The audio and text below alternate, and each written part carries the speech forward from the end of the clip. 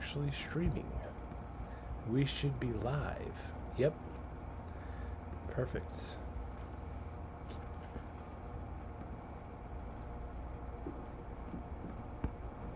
All right, let me get to where I'm at. Okay, welcome back to Samurai Reviews, the live podcast edition. I am your host, Kazu, and tonight we're slicing into one of the most relentless and stylistic franchise in modern cinema, the John Wick universe. From one man and a puppy to an underground world of assassin, blood oaths, and bulletproof suits, this franchise has gone global. And with spin-offs like Ballerina, and more sequels teased down the road, it's like it's time to ask, is the Wick universe still sharp, just like a katana, or starting to dull? And joining us are two incredible guests tonight, Simon right here, and then Reese, met before in our last podcast. What up, guys? We're breaking it all down, the highs, the missteps, the themes, and where it could all go next. So strap in, and this is going to get violent in a cinematic way. All right. How are you guys doing? Just Doing starting great. off. Ready? Yeah, Excited? ready. I'm excited. Okay. Awesome. Just as a franchise overview, questions, and just to start us off, what do you think made John Wick, the first one, stand out so strongly that, to continue and still hold in the sequels? I'm sure this will come up later on, Okay. like what I'm part of my answer. Mhm. But I think the first John Wick is the perfect John Wick movie. I think it was like, as far as storytelling goes, as far as like direction, as why he motive, why he does what he does, how it wrapped up.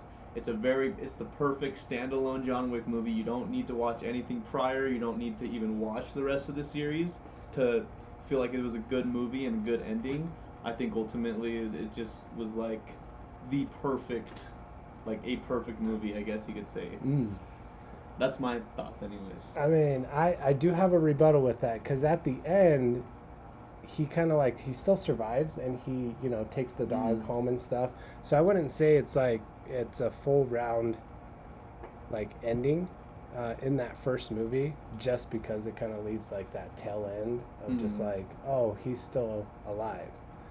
And that was kind of one of my things that I've reviewed on, was that if he would have just died in that first movie, I think that would have been a more complete ending to the movie, and it would have made it more all that satisfying of that development and arc to just come to an end.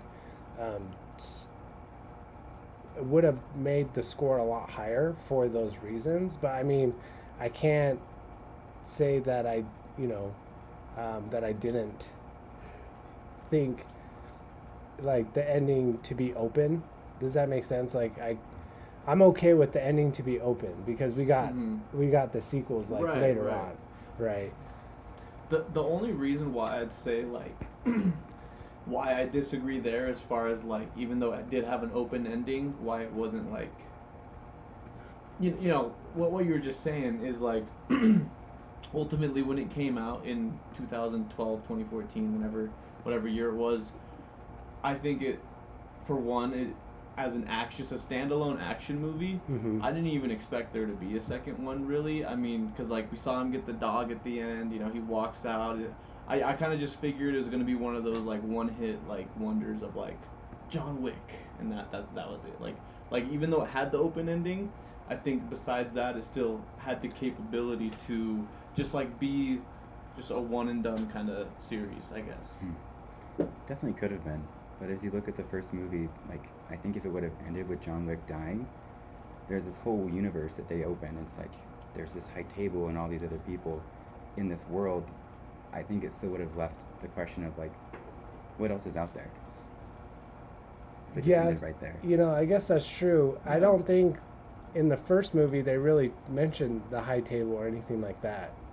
It was just the John Wick story. They just hinted at the You knew there was some secret assassin organization is kind of all they really hinted at. That Yeah. they used a special currency, Uh-huh. had locations for these guys. That's kind of all you knew. Yeah, and I think that was the uniqueness of it, is because they were just so subtle with Mhm. that universe, and they were just like, hey, here's John. Let's focus on him first, right? And his character, and like what makes him so the Baba Yaga, Right. basically. Well, like Right. even, but that's what I mean. Like, Yeah. he has this whole legend that you're just peeking into for a second, and it's like, he's John Wick. Oh, like all those moments of, shit, he's on the scene. Mhm. We're all probably gonna die. Like, Mhm. so this guy's crazy. But Yeah. I guess, like, answer your question though, like, from an action standpoint, the way John Wick is portrayed as killing this machine of efficiency, where he comes in and just, like, I hadn't seen that in an action movie before. Like, Mhm. James Bond, he's just, you're dead. Right. But like, it's brutal in the way that they depict people getting killed, the way he uses a gun or anything, even to throw it at people. Like, he is brutal, and that for me stood out compared to all the other action movies I'd seen prior to that. Definitely set a new standard. I feel like, or not standard, Oh. but it definitely a new innovation in action sequences for sure. 100%. Yeah, that's that alone was definitely a standout, and kind of what influenced the sequels to push on were the stunts alone in that, and then what makes John Wick so unique specifically was what you said, Simon, was the efficiency, right? And how they of like how John Wick killed people, right? Or like the action that he has, right? The movements, the working.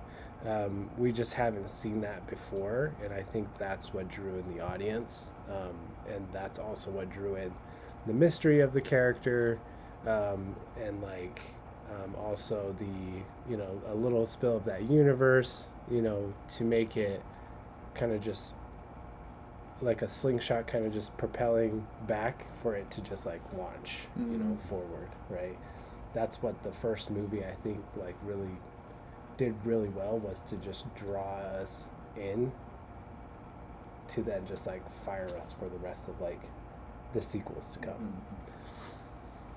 I can agree with that. Yeah. I can see that as being just the catapult for the whole series. Mhm. Which, Yeah, I mean it was, but I mean, it was, but like it's right. Yeah. they set it up great. It was a strong catapult. Oh, for sure. Yeah. It it went pretty far as it launched it all the way, and it's still going.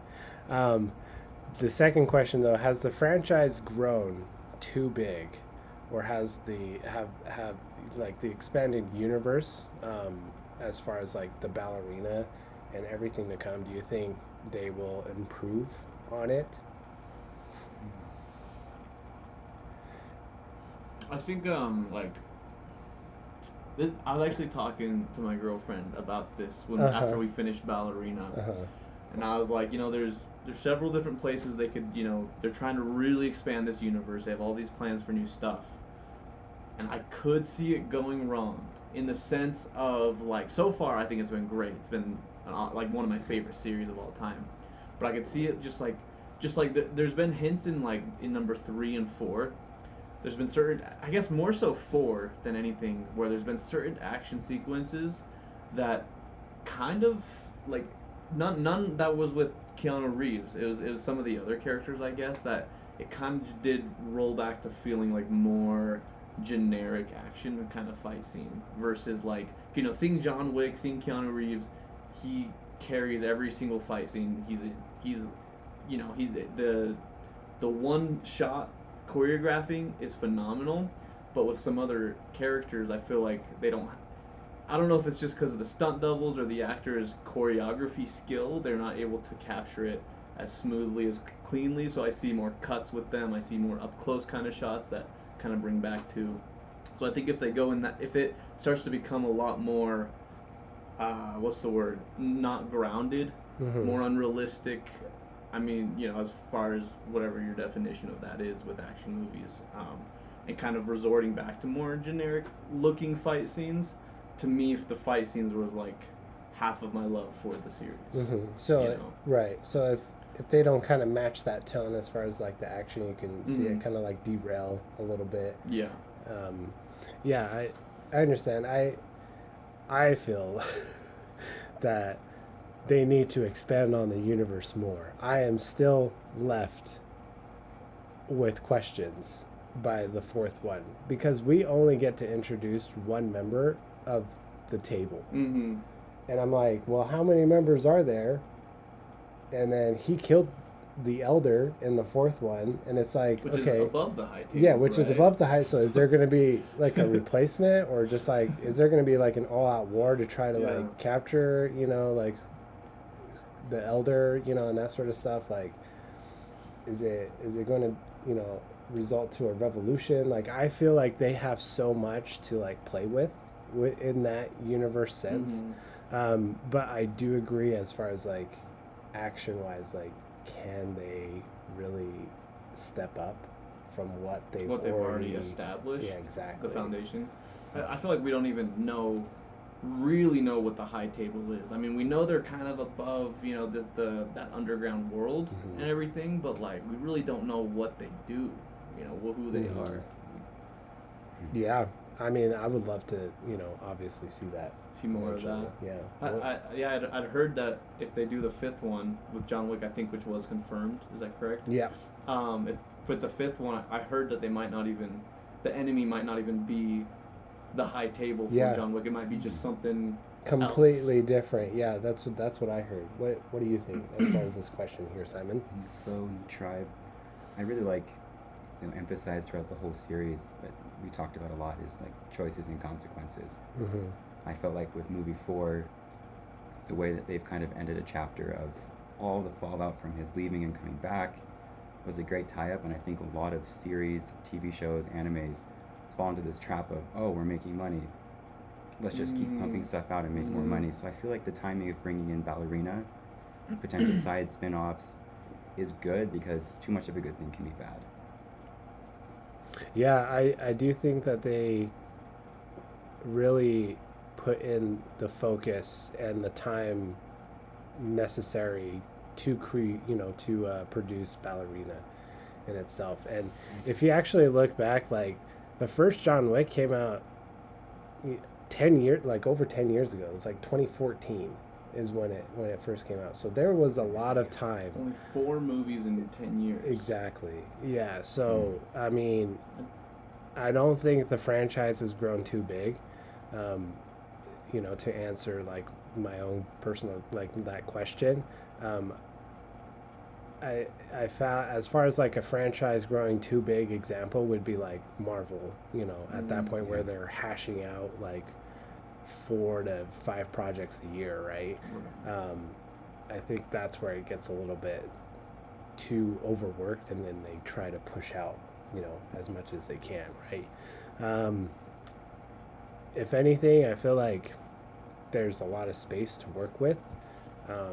There's a lot of new upcoming, you know, actors to throw into that universe and have like random cameos or even just like surprise, you know, stars happening in there.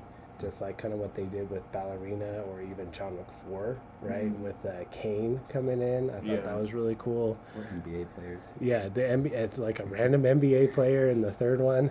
The big guy where he just like snaps his neck on the book and everything in the library. I feel like they gotta be super careful with like how they do cameos though, because there's some movies where I feel like an actor comes in and does a cameo and it's almost like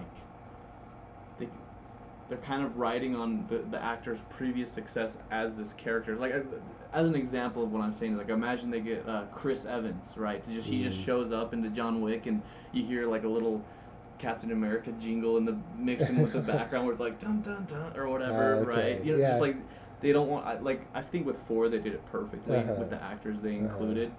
Yeah, they would have to kind of balance it out. Definitely can't you know, be properly. too cheesy. Exactly. As far as like actors go. Yeah, you know? yeah. It can't end up in. I mean, I like the movie Free Guy with Ryan Reynolds. Yeah. You know, it has to be a little bit more subtle of a cameo. I think. And that one made sense for their cameos because Yeah, it's yeah. a game Right. with all these, you know, Super power. right, like yeah. Captain America's shield in it. Of course, they'll Yeah, have yeah, the music there, but I wanted to kind of go back onto his point, like he was Uh-huh. saying with like the universe either being too big or getting too big. I think like right now, I don't think it is too big, but you know, like with a lot of series, you know, like Marvel for example, like I feel like after Endgame, they had established the initial like these are the Avengers, right, throughout the Mhm. first Infinity War saga, I Mhm. guess you could say, and they just expanded everything so quick, so fast beyond what we know as the Avengers that I think it just became too much for people. I haven't seen 90% of what they've been releasing in Marvel because I just honestly I haven't cared because it's just too much to stay caught up with, you Too much know. to keep up with. Yeah. So if they can keep it, you know, not from that happening, I think it'll stay successful and Mhm. be successful. If they pace it properly. No, for sure. Yeah. I totally agree. Any final thoughts on any of those two questions? No? Okay, moving on. Individual film deep dives. We have, we're going to just start off with John Wick and kind of breaking that down. The first one, right, in 2014. Mhm. What made the original so emotionally compelling compared to the later series? It's the dog, honestly. Well, it kind of is. Like the backstory with the dog and his wife. I mean, ultimately, that's the driving factor for every movie. Right. Like you know, if it wasn't for that, there wouldn't be a 2, 3, or 4, or 5, or 2 to 4. But I think it just the story ultimately with his wife. Yeah, no, is what it I is. think finally somebody caught on to most people, you know, having a pet in their home. You know, they would say, man, I would die for like my pet, and that finally brought it to life, if that makes sense. Yeah. With John Wick, right? Of like, yeah, I would do anything for my dog that, you know, that happened. And I Mhm. think there was a good general audience of just like understanding that feeling, you know, if that makes sense. Right. Definitely appreciated the dog stayed a theme throughout the whole, so far, throughout the whole story. Like, they're still being involved, even though it's not about dogs, right? But I think for me, like, everybody's had a snapping point in their life. If you're an adult, you've been through some shit, stuff happens. Mhm. And I think for me, John Wick was very relatable because, like, a straw can break, like, the last straw can break a camel's back. Mm-hmm. And you find him in this place where he's sacrificed his whole life to be with this woman that dies. And then someone just murders his dog out of nowhere for a car. It's like, it's relatable. Not that I'm a trained assassin, none of us here are, I don't think. But at the same time, No, cousin? no, Okay. I'm sorry. The point is, like, I don't know, like, it's relatable that, like, something could make someone snap like that. It's like, finally, you get punched enough times, it's like, no more. I have to let out this aggression somewhere, and I think that channeled something for me personally, but maybe humanity, of like, yeah, like, there's a tipping point for people, and this is what it was for John Wick, and here's the fallout of the story. My favorite word today is fallout. I think I've said that 3 times. No, you're good. I think if you look at John Wick 1 in itself compared to John Wick, 2, 3, 4, John Wick 1 was I feel like the only story that had a little bit more of an emotional tie-in. Everything else was like already kind of set up, if that makes sense, and just kind of drove more of like the action that was set in the first one, and elevated that. But everything else, as far as like emotionally, that was like at its peak. Does that? Yeah. I totally agree with that. So, I mean, not that the other movies did bad. It was just I like personally cheered myself when he, got revenge at the very end, right, and killed that little brat that killed, his dog and stuff. Yeah. Like when he shot him, I was just all like, yes, like I was just so pumped. So- It's like in your face. So quick too. Like there was Yeah, there's No no even head- like yeah. dragging out him having a conversation. Just walks up. Or even like torturing. Like he's just all like, no, like you didn't give a second thought of killing my dog. Like why would I give a second thought of killing you, kind of thing. Right. Yeah. I don't know why that was just so, I don't know, emotionally tie in and compelling for that reason. But I think you mentioned that it's something that I feel like we can relate to. Not that like I've gone to a tipping point to then murder somebody, Right. or something like that. But I Please don't do definitely, that. I definitely, have, yeah, you just life is crazy. That's all I'm Yeah. saying. And it stacks. So, moving on. What was the revenge over a dog setup more effective than later of like world-saving stakes? Sorry, I cannot read. Was the revenge over a dog setup more effective later in the world-saving stakes of the world of that movie, in the first one specifically?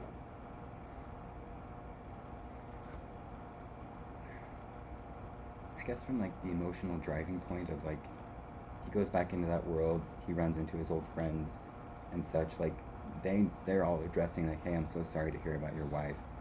And later it's referenced like all this for a dog.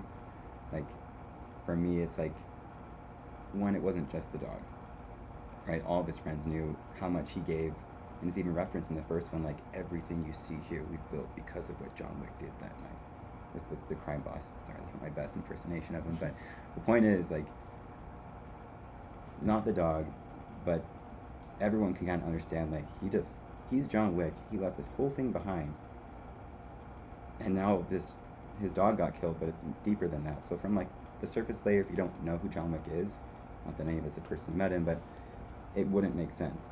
But even to the world he's entering, it's like, yeah, like he just lost everything, and he gave up everything and sacrificed so much, killed so many people for the wife he had, and now this is just salt in the wound.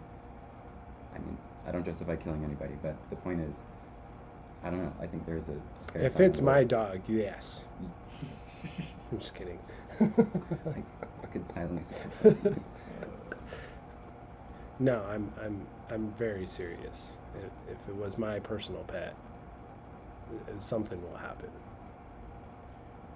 Which, yeah, I mean, I agree with Simon. I think, like, ultimately, it's brought up throughout, over a dog. But like you said, John Wick, like, they always ask him, they're like, how many people did he kill? And it's like, a lot. And implying, like, much more than we've seen him kill in the movie. So it's like, so true. Holy crap, how many people did he have to kill to get out? Like, Yeah. An Yeah. impossible task. which gives me a question for you guys, if you don't mind me Yeah, asking. yeah. Do you think that John Wick, because they're showing him he's a retired assassin forced back into that life. Uh-huh. Do you think by John Wick 3 or 4, do you think he's still or re-enters his peak skill, or do you think his younger self at his peak before retirement would destroy the current John Wick that we're looking at? Oh. If they were to like fight, who do you think would be better, or maybe he's at his peak right now because he was forced to kind of re-enter That's a good question. I think, well, I don't know. I feel like that would be best answered once they release the prequel animation of John Wick when he was actually like the Baba Yaga before he got into like the romantic affair and like getting married and that sort of stuff. I think until I see that, whenever that's happening, I know they were in talks of like starting the script or something like that. Something like the production like gave a green light to start that, but it's supposed to be like this animation series of John Wick before he became the Baba Yaga. So I don't know if during that time he was like emotionally unstable or something, and then like maybe because he found romance, like that brought him a little bit more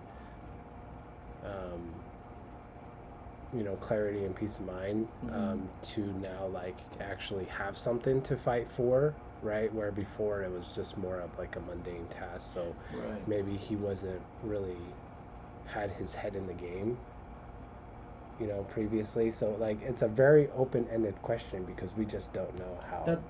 That's true. I think like I think it's something that if they want to get it right, they're gonna have to get this aspect to it right. As far as like, because like you're saying, before he had ever fallen in love, when he was still working for them, all of his jobs, he only did it because it's just what he has to do. That's his job. That's how he's making money. It's just it's just what his lifestyle is, right? But then it could be said with his, the current one, because it's fully like all of his actions are emotionally and revenge driven. There could also be like something to be said that's like maybe he's just not even seeing or thinking like totally clear, because like I feel like I was gonna say this. I said this to my girlfriend after the Ballerina. I was like, for as much as John Wick says he wants to leave the company, he keeps making mistakes that keep pulling him back in deeper. Like he could have just not killed the guy in number 2 to get excommunicated, but he killed the dude on company grounds, which now caused a whole bunch of more problems in 3 and 4. Right, and that kind of falls in through the theme of John Wick, just all the way through, of like 1 through 4, of like. I mean, in the end, he was just like consequences. That was like his last. That was his last word before he, But the whole of, I think he was just emotionally enraged in the first run, right? He didn't know exactly what he was getting himself into, until, in the second one they came back and they were just like, hey. Here's the marker, like you owe me, and the reason for that is because like, we've seen you back in action again, so it means that like you're in the job. So, it all started from like the stem of just that number 1, and like I said, it drew it back for that catapult, and then, of making that decision in the first one to then launch him, right. To try to like fix that mistake, ever since like that first decision of just like going out and trying to kill the son that killed his dog. And then from there, the second one, he ends up having to make a decision at the end, right, which then catapults it into the third one. And then in the third one, he has to make a decision also by the end of the movie that catapults into what happens in the fourth one, which then like every decision he makes, it kind of turns on him, and then he just gets even more angry throughout the whole series. But I totally agree with that. But I just love how they kept that consistency of consequences and revenge, and how that kind of plays back and forth. And it's a little bit more grounding to me of a movie, because like obviously the decisions that you're going to make in that world, if you were John Wick, like would that exactly what happened? Like other people are going to, they're just not going to let you walk all over them, right? As far as like, I'm just going to have Baba Yaga kill, like my son, or, kill this person on company grounds, right? Like the rules and everything that was like set, right, for I don't know how many years. Which that's also one thing that would be cool for a spin-off, or just like a different series, is like the origins, like 100 styles, because they imply it's been like thousands of years Yeah, or something. yeah. that Maybe it's been it was around. like it all started with the Egyptians. I don't know. I don't know. Yeah, that would be sick to kind of look into, like Or- Avatar 1, right? From Yeah. that whole story was amazing of how, Avatar became the Avatar, but like that would be Right. cool, like how Origins it all of started. Yeah. that stuff. Mhm. Or even just seeing like a series take place, even just from a few hundred years ago, to like see how they operated in, pre. In Pre-tech- old New York, Yeah. back in the 20s. Tommy guns. Well, I'm thinking 1700s. Oh yeah, kinda, that could definitely too. It kind of gets into like that Assassin's Creed kind of yeah, a little. generational thing. I think that would be fun, actually. If I had to place a bet though on your question, I would put my money on the older John Wick, Mhm. just from an experience standpoint. But to what you were both talking about, in Ballerina, it's referenced that Eve is this. She's driven. She has this anger and this need for Mhm. revenge, and that's why she's not cut, and her friend is. So I think similar to her story, John Wick is an orphan taken off the streets. He's Right. angry. He's frustrated. So he does have that energy pack of anger. Mhm. But I think older John Wick has the experience and wisdom of like, I know this is what I am, but I don't like this. I don't want to be Right. this. So there's this hesitation. If they were in a ring, it'd be the older John Wick in my opinion, but it'd be close. He tells her multiple times, like, the front door's open, you can leave, like, why don't you just leave? And because she's like, then why didn't you? And he's like, that's what I'm trying to do. I'm trying to leave. Yeah. That's what it was. I'm working Exactly. on it. Like he's paying the consequences for his decision, even though that's exactly what he could have done, right? Mhm. But I do agree with you. I think the older John Wick would kind of beat the younger one, and it kind of reflects that in Ballerina at the end when he's fighting against her, because I feel like that would be the inexperienced John Wick that's younger versus like the old one that's a little bit more precise, tactical, and kind of just understands who he is and was like maybe when he was younger, to be like, oh, I can get into his head, right? To where he's going to make a mistake, and then that's where I'm going to so I think the experienced one for sure would probably, I would hypothetically, I would love to Yeah, see, these bets. like, I remember you mentioned they're going to do like an animated kind of more origin story for John Wick or Mhm. something. Yeah. I'd love to see a live action, either trilogy or even if it's a single movie, of what he went through to actually leave the organization, to retire the first time. Yeah. Because I want to see the dynamic of like, okay, what is actually bigger? The movies 1 to 4 of how because he left again, right? At the end of 4, he essentially got free of the high table of the organization again. Mm-hmm. And I want to see which event for like how he had to do it ended up being like more. Or Yeah, bigger. you want to compare the impossible task. right? Because the second, because what he does in these ones seems like an impossible task too. Right. He's just being set up for failure, but still like, for some reason, just claws his way out, which is ridiculous. Mm-hmm. Yeah. Against all odds. Yep. Yeah. That's a movie reference in there in itself too.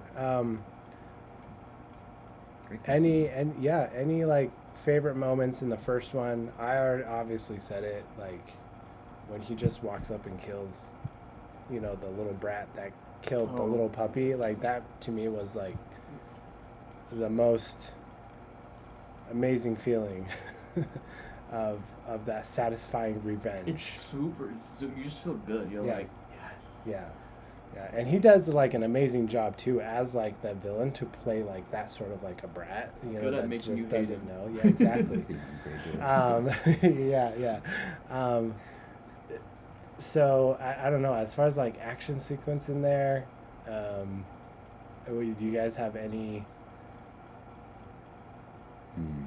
favorite moments in the first one? Maybe we can break that down a little bit more.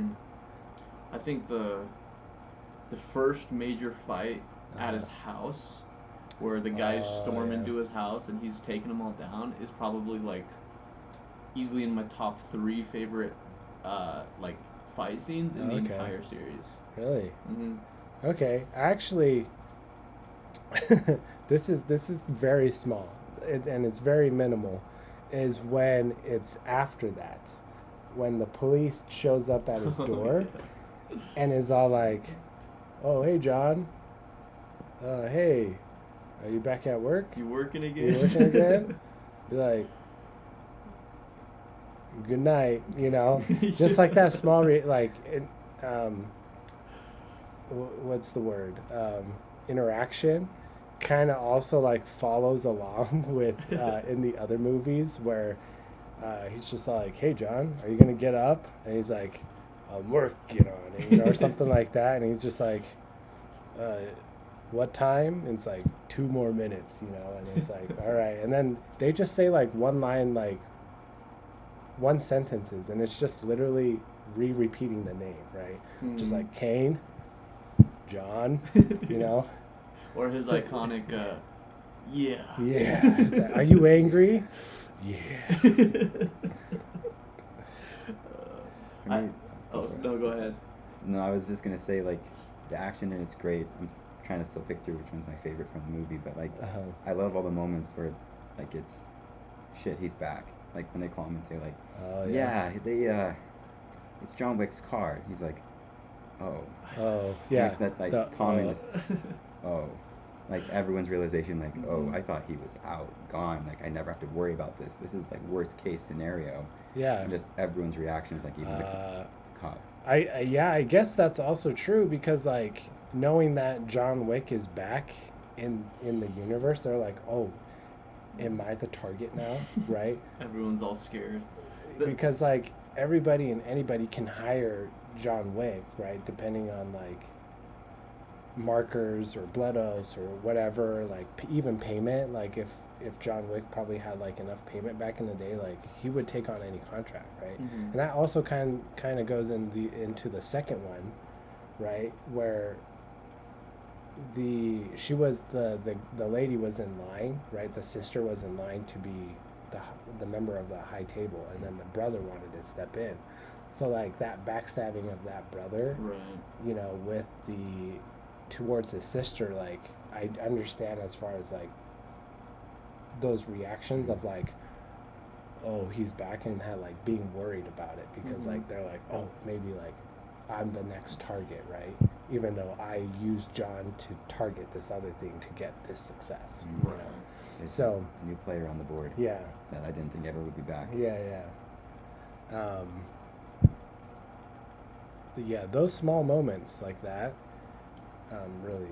really enhance it. Yeah, really enhance it for sure.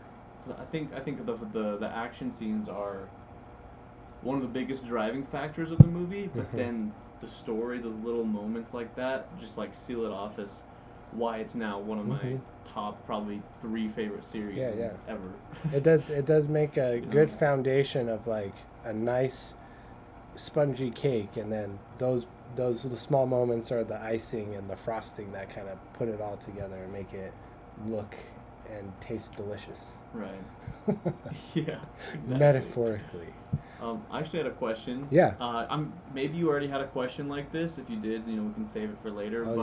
The question is like, as in terms of action. So it's kind of a 2-part question. Because obviously, like we have our, I'm sure, which will be at the end, our overall rankings and where the movies fall.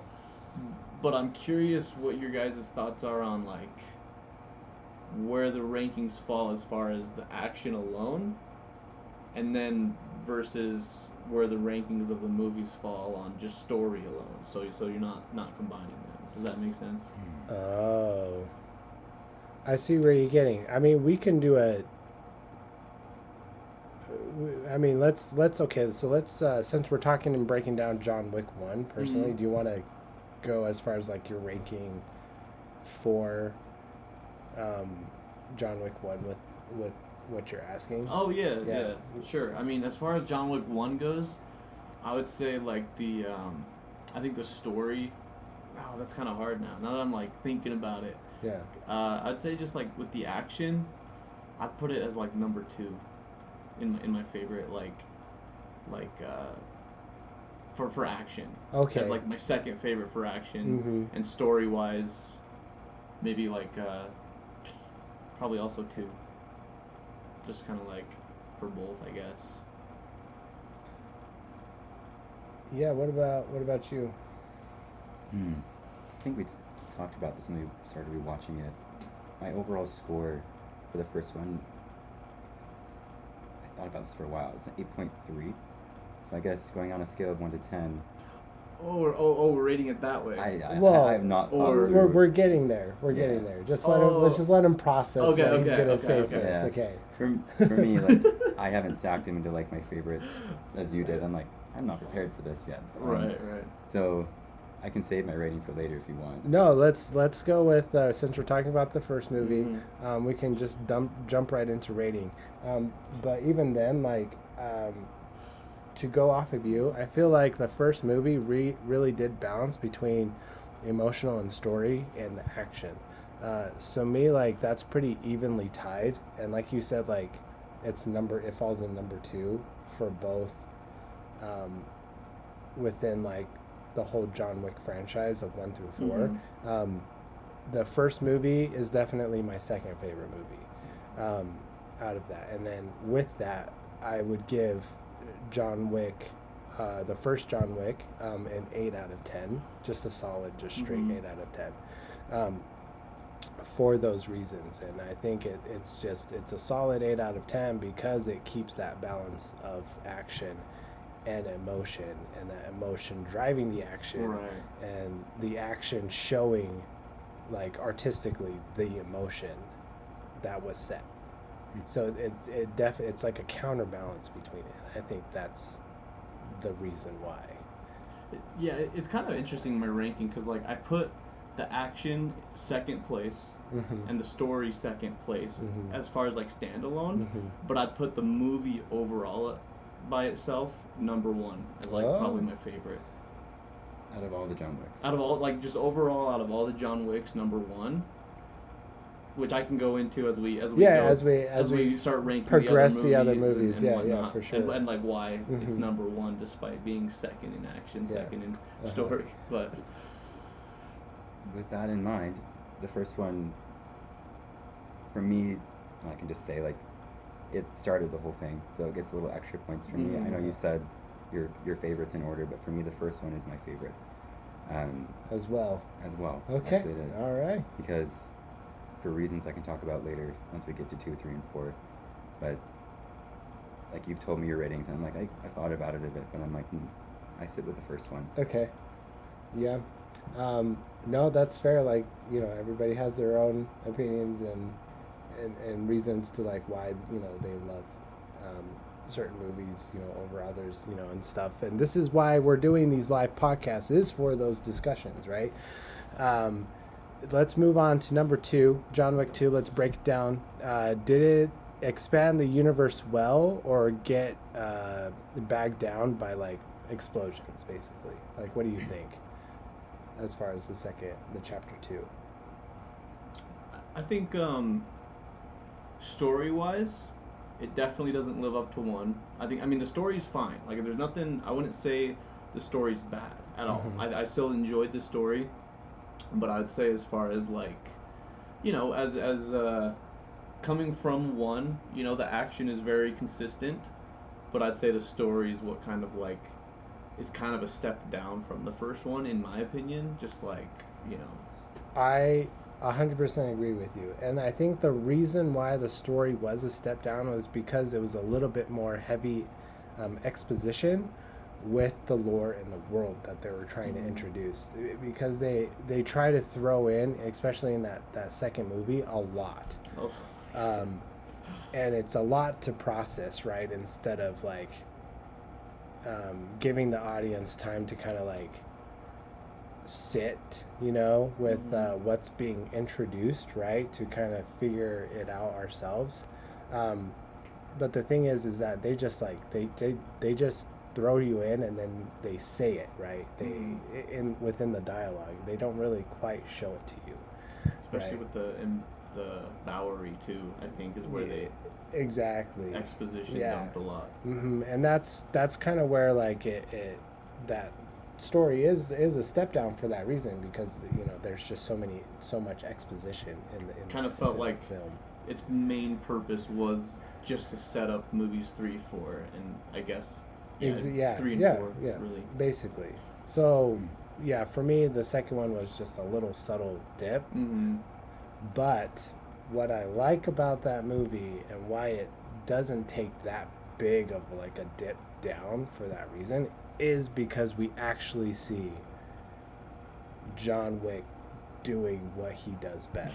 Because in the first one, you're just all like, it's introduced that he's just a badass, and he shows that he's a badass, but like he in that one he's really driven emotionally, right? So it's a little bit more chaotic on the fighting, and it's a little bit more surprising, right? Because they're trying to get the edge on John, and then John's just reacting the entire time. Where the second one, you see him planning things out. You see him actually being the assassin, hiding in the shadows and placing guns, where he knew exactly where he was going to end up, to then just draw those guns out and start like hammering away, and like you see why he is the Baba Yaga, and I think that is the cool part about it.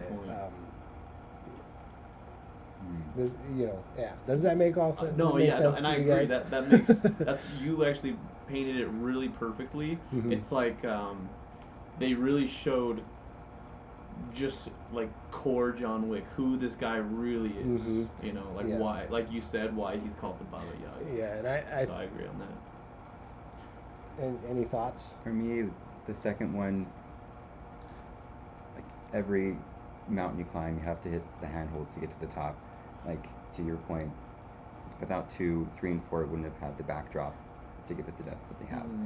So for me, I felt at the beginning of John Wick 2 that it brought up things that I thought already had closed in the first one.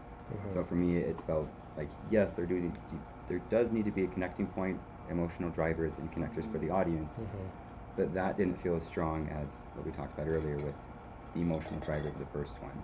So I guess momentum-wise, it did keep the train going, but there were some parts I felt like lost momentum with number 2.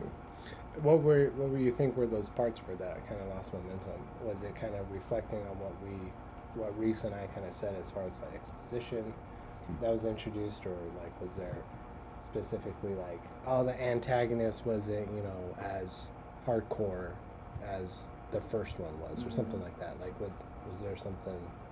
So for me, it was when they start off the movie, when they end the first one, I thought that whole mob was dead.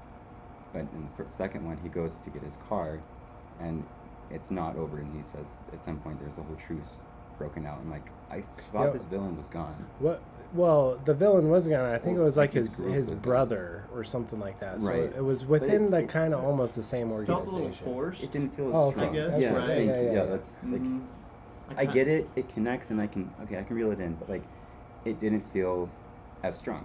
Like, it's not a bad movie, but like, for me, it doesn't rank as quite as high as with the first one for that reason, because the first one, like, you're in it. His wife's dead. You killed the dog. Yeah, you're gonna die. The second one, I think they were trying to like connect dots, and they did. It just wasn't the same. I'm struggling impact. For the word. Thank you. Yes. Right. I think I understand it, because like in the first one they start off with the dog, dying, right? Like it gets killed, and in the second one it starts off with John's car being wrecked, Right. and that's it. The very first scene, it's like, wait, I thought he wanted his car. Yeah, I thought he wanted. Yes, but the thing is that's where like the emotional compellingness and the emotional impact of the first one was a lot more heavier than the second one, right? Because like, it's just, honestly, it's just a car. Like, it's a really cool car, and people will be devastated, but I feel like people are more devastated over a pet, especially if it's yours, versus like your car, right? Like, in the end, I would rather have like, I would rather have like my dog or something, like one of my pets survive rather than my car, kind of thing. I think that's where Most like would agree. the emotional compellingness and the level kind of tips, Yeah. right? Like they connect. It just for me like Yeah. it wasn't as strong, so I don't Uh-huh. feel quite as the same about it as the first one. Well, and then you know, with the beginning of him getting his car back, Mm-hmm. you at first you're thinking, okay, the car is the driving factor behind this movie, so that's what you think they're setting up. Unintended. He suddenly gets it back, wrecks the car, makes the truce, and you're like, okay, now I'm stumped. Where are they gonna go now? And then they go have another intro, I guess you could say, where it's like, okay, this guy comes back with a blood oath. John says no, despite it being a blood oath, so he burns his house, blows up his house, and you're just like, whoa, holy crap! Okay, so now he's gonna go get revenge on this guy. Oh, never mind, he's actually gonna, I guess, actually help this guy. He helps the guy. Oh, now he's gonna go kill him because he turned on him in the, like, I don't know, just like to me, it just kind of felt like kind of jarring with the story, I guess, which I still enjoyed it, Mm-hmm. but it did feel kind of like a little bit of whiplash with each.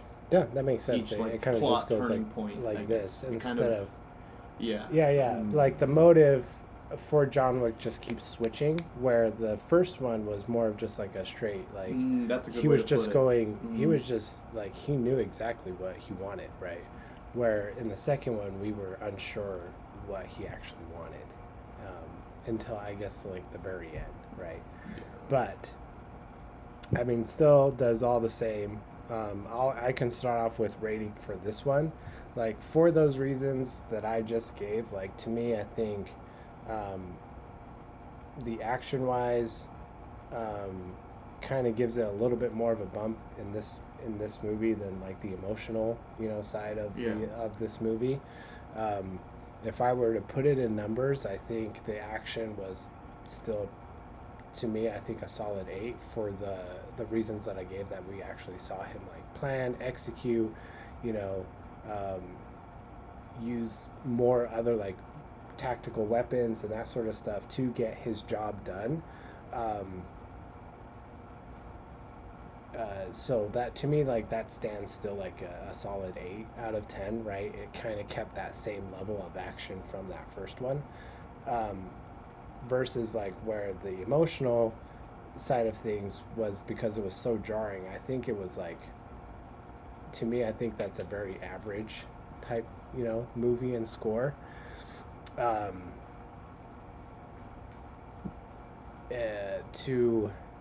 Sorry, it just lost my train of thought.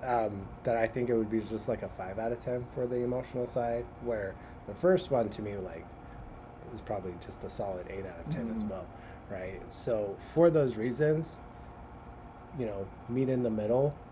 To me, I think the action still was that good that it didn't drop it too far down for me to have an overall score of a 7.5 for that movie. I see. Yeah. I can get behind that. Like, I think with John Wick 2, I mean, I think I'm ranking all the John Wick movies higher than you are. Mm-hmm. Like, because like the first one to me was like a 9 out of 10. Well, I'm a critical person. So. Right. But with 2, like, I think because the story kind of held it back, in my opinion. Like, where I actually rank each, like, kind of what I was saying before with the action and the emotional. I think like action, it's probably up there at like ranked number 3 in the action. Emotionally, it's honestly probably my least. It probably is at the end of the list story wise, and emotionally, just because of that. Like, I think, not to say it's bad or anything, it's just at the end of the list. Mm-hmm. And then overall as a movie, it probably falls probably close to the end, I'd say, for me, as far as ranking all of them goes. Mm-hmm. So I'd probably give like a probably 7.5 out of 10. Okay. Yeah. What do you But- think? For me, I thought it was fun how they explored more of the resources available to this underworld. Mm-hmm. So like bringing more of the universe in. I know I dogged on it at the beginning of this, pun intended. But my main thing with this one, I would say this is 4th out of all of them. So like Yeah. personally, and the rating I gave it before, so I'm gonna stand by it, is 7.8. Like, I don't hate John Wick 2. It just, for me, wasn't as good. Mm-hmm. Still, like, I feel like the last half is really where it won. I'm not gonna rehash what you guys have already said.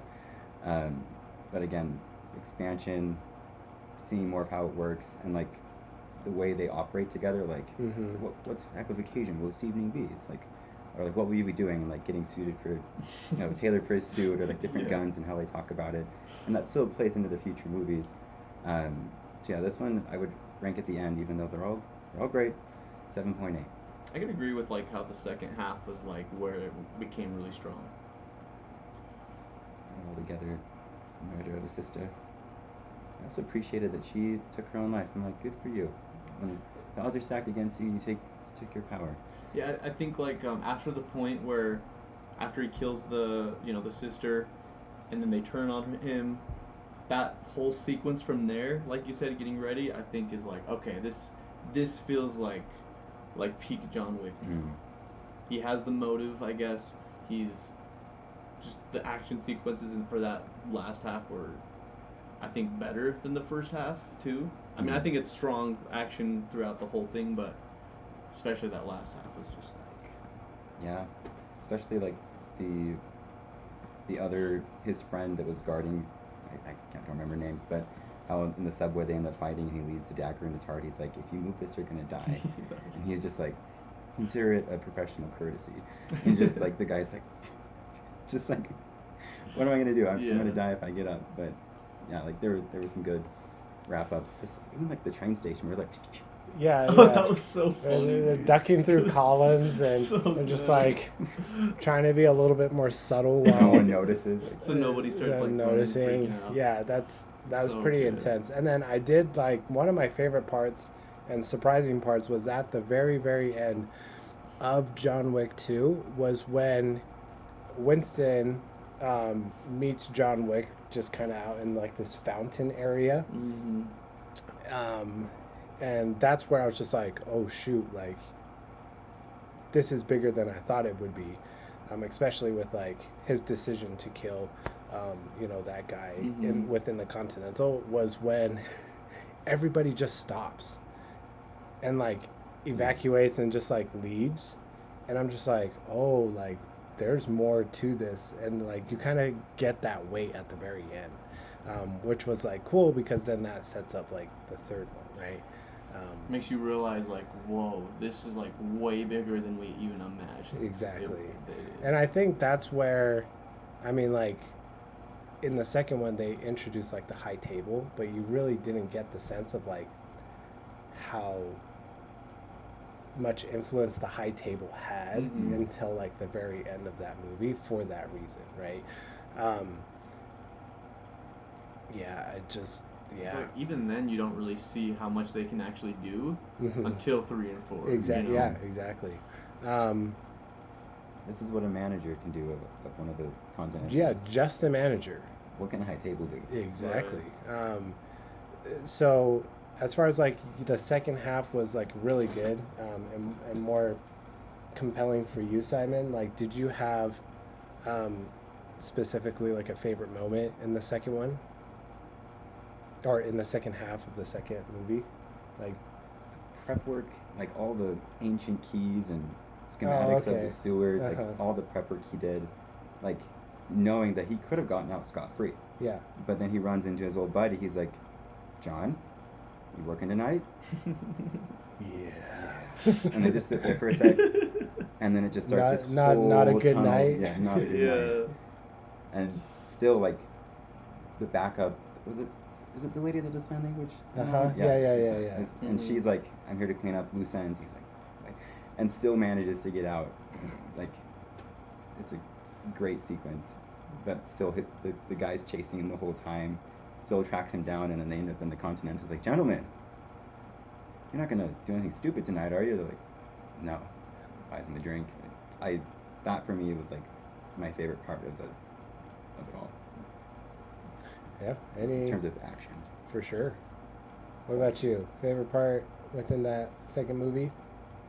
I think I'd say because it stood out the most to me was just when he's actually having the gunfight, like kind of like with I can't remember his name, but the dude that's like the sister's protector guy or whatever, like bodyguard, and there's like And then just that whole sequence was just so well executed. It was so fun.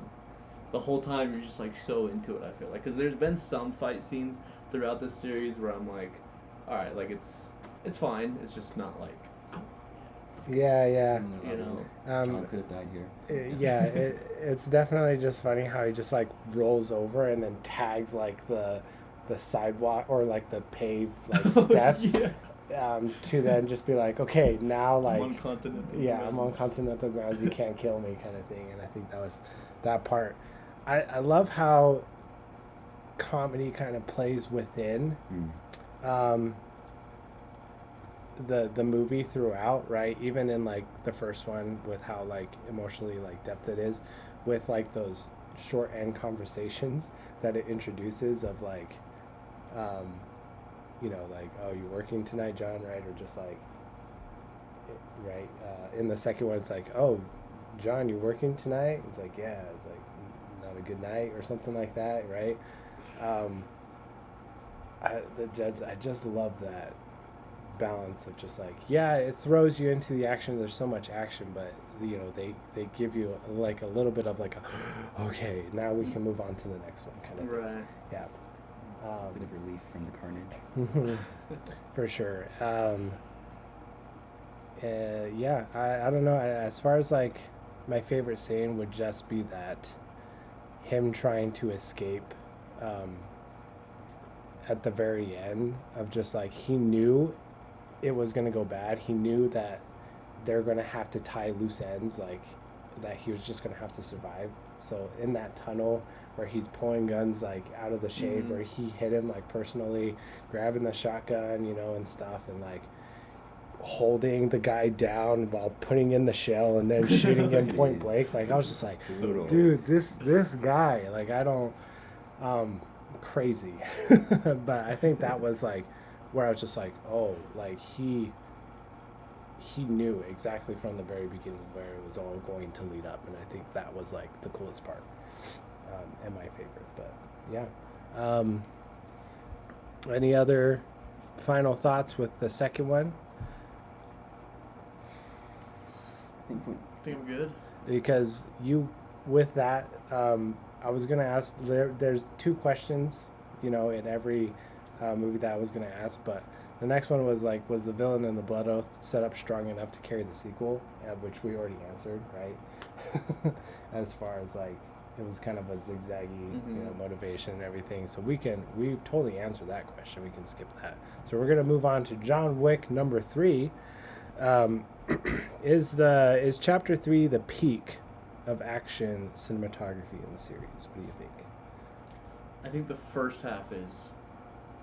Okay. I think the first half has, like, so when I was talking, you know, I think like the first half, like that first sequence, that fight sequence with the horse, the knife throwing, my all-time favorite fight scene in the entire series was that.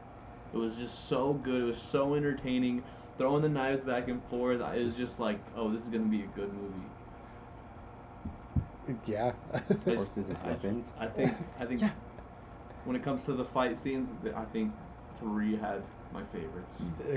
I totally agree with that too. And the thing is that like, it starts off with him fighting a guy with a book, you know, and like using the book, and he's like punching the dude, and then he like snaps the head on the book, and you're just like, okay, well, I've never seen that before. And then it chases him down through like this alley, up this thing, into this warehouse where, you know, they give glances and they're just like, oh shoot, there's knives on the wall. And then they start going with like knives and everything, and you're just like, that was the coolest knife scene I've ever seen. And then the next thing you know, there's horses involved, and you're just like, okay, like what? Like what? He built a functioning revolver from 2-3 broken revolvers. Like and then just keeps going and moving on to like one after the other, and it's just different types of violent action that I was like, man, this, like, I didn't think they could improve on what they've already established in the first 2 movies, and the third one did. Like, to me, I think that was like a 10 out of 10 of any action in that. Like, it elevated it even though I didn't think it would. Yeah. How do you keep scaling? Yeah. Dude. With that axe throw, like when the guy's like almost dying, yeah. like down the Slap. corridor, just nuts, So just good. straight in the skull. You know, like all those knives. I mean, the funny thing is, like, he didn't really have to, right? No. But he still A did. little mercy It's like, kill. that's the assassin job, right? Of trying to do that. You keep talking. I'm just gonna go ahead and. A little bit of empathy. Yeah, sure. I think he's running. He goes to the doctor, and like he still tries to help him, but then he's like, "Look, dude, you're gonna have to shoot me because they're gonna know I stitched you longer than past the time they said." He's like, Right. "All right, just give me right here." Oh yeah, The dude, two so different spots, and good. don't hit the collar when he shoots, like before he's even done talking. Yeah, that's true. I was a little sad. Not sad. Sad's not the right word. But I do feel like the second half, as far as action goes, just couldn't live up to that first half. I mean, it was still really good, but I just don't think it. Like, I think they had the best action sequences in the first half, and then the second half is like kind of more the come down of like, and then watching him fight. It's still like, okay, good, but it was nothing like, yeah, come on, like with that first sequence, you know. I think to me that was like peak action with John Wick movies. Mm-hmm. And Definitely. I think for that reason, is, you know, to me it makes sense because then, like, after like the second half of that third movie, you get introduced with all these other characters, right?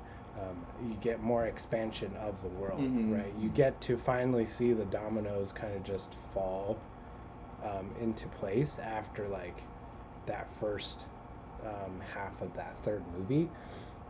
So like, to me, like, I'm seeing playing out the consequences of him, you know, doing all of that in the first half.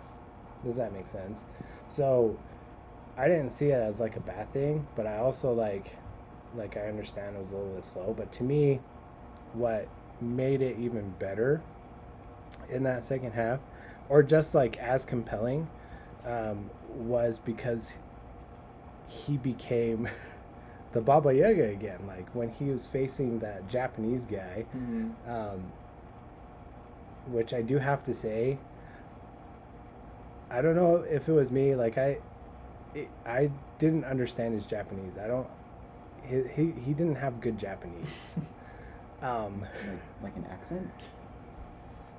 Yeah, it was like, I was just like, what did he just say? Like, I understand and speak Japanese fluently. So when he was speaking Japanese, I was just like, that sounds broken. Like, I feel like Interesting. he might look the part, but he wasn't really the part. Anyway, but that's a whole side thing. But that's what I noticed.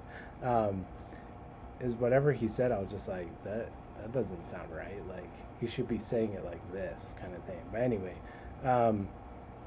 is when John Wick starts to like become the shadow and starts to imitate his opponents. Oh, that was right. That part was, to me, I was just all like, we're getting another part of John Wick of like, I was just like, he's obviously the prodigy in like this assassination world, right? So it also like brings more depth into his like role and his character, and I think that part was just like unique and cool enough that I'm like, I don't care if it was slow and not that hype of an action compared to the first half, like still rich enough that I was okay. Seeing him get thrown into all of the The glasses. So, I mean, that they so kind of funny, also dude. play that, but in the fourth one, when he's just consistently falling down the stairs. Oh, yeah. Like makes he it to the gets top. beat up. Like, I don't. Staying on theme though with like dogs, like you said this when we watched it. Oh, but yeah. the dogs, the two German shepherds, right? They're German shepherds, I'm pretty damn sure. Yeah. Like the involvement of the dogs in those fight scenes, like to your point, like it was not as crazy as the beginning and it's like back to back to back, but like the amount of like setup and time and stunt work behind, like sure, like they were falling on cushions sometimes. I'm like, I'll give you that because the scene's really cool. Like trying to get out of that fortress, like I really like that scene a lot. Yeah, that scene It was was all still really good. Halle you Berry. know? Like, I don't. I wish they could do a spin-off of Halle Berry's character Oh, yeah. and how like her whole history with John Wick. Like it. Mhm. That would be cool. Of like, a ballerina type Halle Berry, spinoff, right? No, but like, yeah, so knives, like book to knives to whatever, to like horses to motorcycles to dogs to like, it's like, what? I don't, it's just It's never so ending. And it's just so surprising to me. And then like, that's the best dog choreographed fight scene I've ever seen. On top of that, I've never seen anything. And it set records at least for quality and at least duration of consecutive scenes where dogs were involved. Unless the fourth one beat it, I don't know. Yeah, kind of, but yeah. It's an opinion. I can't back it. The one, okay, what was the girl's name again in 3? Halle Berry. Halle. So was that No, the the actress, but I don't know the character's name in it. Whatever the character yeah. was. Was she a manager? Throughout that She whole became a manager for the Continental out Casablanca? there in Casablanca. yeah. So her whole like introduction to helping John Wick and stuff, I actually liked her character the whole time. The one thing that like I actually was like, all right, that was kind of stupid, was when she spits into the water bottle. That was the one thing that I was like, that just made me like kind of just like Hate her. dislike her a little bit. And I was like, I actually on, just dude. that made me like her more because I was like, She squished it. I mean, She's Gosh. John Wick's doing the same thing to her that he like didn't want that guy to do to him in the second one. So to me, I'm just all like, I'm like it just makes sense, right? As like her intention of doing that. But I guess what he was asking was drastically different, because this guy was like, I need you to kill my sister who's part of the high table, and he's just like, I just need you to get me to the elder. Like, that's it. Yeah, I guess, but like there's also like the backstabbing behind like that request too in the end and everything, so We also don't know the whole background. yeah. John Wick could have been an asshole. We don't know. I mean, he's probably a very stale, emotional person. Like, if you try to crack a joke with him, like, I don't think he would laugh, kind of Maybe thing. this. He'd be like, yeah, he would just be like, okay, well, you're obviously not worth my time, and just kind of leave. He'd be like, it was just a pun. Like, Just trying to make light of matters.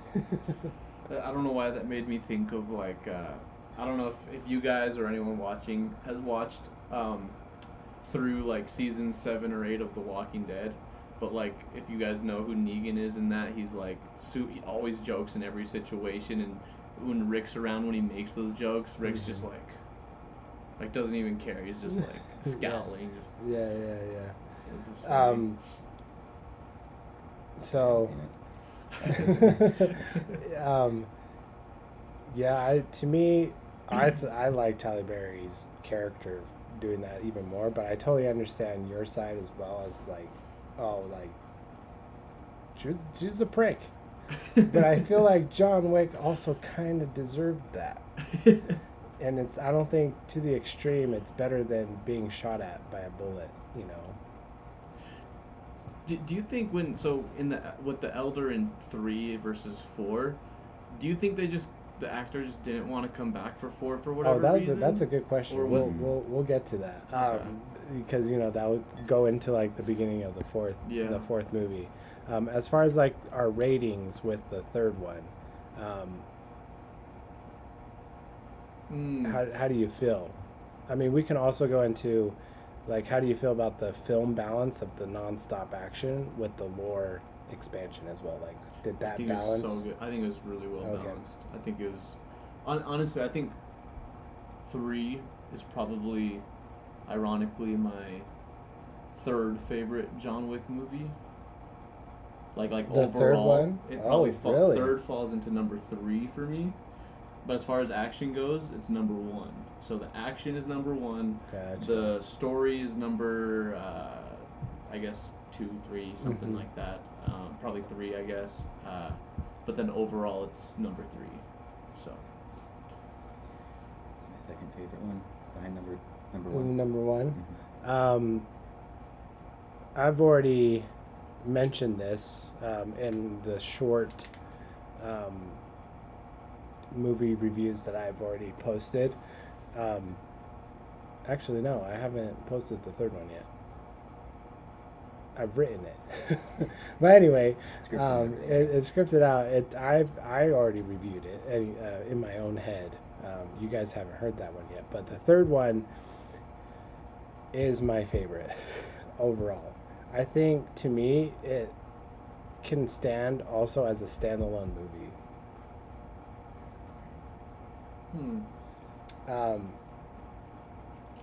I'm trying to think of from start to finish, because like the second one doesn't make sense unless it's like you have the first one, and then the fourth one doesn't make sense if you have like the third one. But the thing is, like, the third one works better because of the entire thing that's been set up in 1 or 2. But technically, for me, just if I were to just start off with number 3, I would have totally been fine, and I don't think I would have been as confused, within that storyline. So I think to me, the third one's the best for that reason, because it can also be a standalone movie. And because of the nonstop action that keeps happening in there, and then just like the more dive into like the realm and the lore and the universe, like I even like emotionally, I can see tension. I can see like the struggle, that he's going through to trying to like, it just overwhelms him to the point where he's just like, he's exhausted. So like, I don't know, just the action itself, top tier, 10 out of 10. That emotional side, or just like the story and depth and everything, it's a little bit more rounded out. I don't think it's very sharp to the point to where I think it stays within that level and goes back up to that 8 out of 10. And for that reason, like, the first one, action isn't as good as like the third one, right? So that's where, because of that, it gives it a little bit more of a higher edge for me to rank it to an 8.5, being that it is my first favorite film, and then the first one is my second favorite film, and then the second one is my fourth favorite film, so like the least. Yeah, I think like I'd probably give it like an 8 to 8.5 out of 10, because I'd say it I'm not gonna say which one yet till we get to it, but it kind of fights another one of the other ones for second place, I guess, overall. I also liked how unique the villain was, like the Judicator, and then introducing this other fanboy assassin that's trying to be, better than John Wick, right? Yeah. Like, I think that's, to me, that was like a very unique way and very original, creative way of like creating some guy that was a little bit more sinister, than the first 2 movies, right? They go after the homeless people, the homeless organization, like they break into their base. It's nuts. That was just crazy. going crazy with these knives. That was oh my gosh, insane. Oh yeah, seeing that whole thing, and just like him on top of a locker in like the shadow of the corner, just like pop down and just like straight through his head. I was like, what the heck? Yeah. And even then, it continues all the way to where like they raided, right, deconsecrated the place, and then they're in these bodysuits, and then John Wick has to like try to like pull their helmets and like shoot through like their body armor and stuff, like. And then when he shows back up down in the vault, I need more guns. Yeah, it's like, I need more firepower. He's just all like, well, take your pick of like, we have more guns here.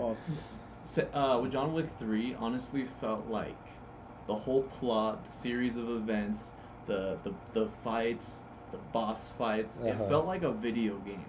Like, I would say it felt like the way a video game is, because it's like, you have the first boss, which was the big tall guy in the library. Then you have like just a sequence of events through the story. And you have the final fight scene where it was literally waves of guys coming at you, which is like each wave getting harder and harder. Oh, you gotta go restock on ammo before the next wave. Just the whole movie felt like a video game kind of yeah kind of thing. I like that.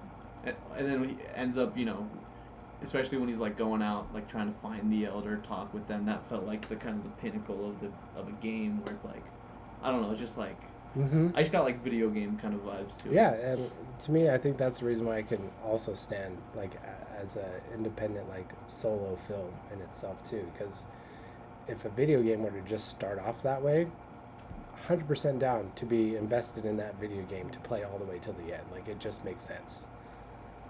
It's true. Game. Cameras roll. A bloody man starts running through the streets and enters New York Public Library. It's being chased by an unknown force. Right? It's right out the gates. But to what you were talking about with the elder, I thought it was really interesting how he made him cut off his ring finger, because like throughout this time, like John's like it consistently flashes back to his wife Helen, and like this part of his story of like reaching acceptance and closure over that loss. Like even though he didn't want to give up his ring, he goes back for it eventually.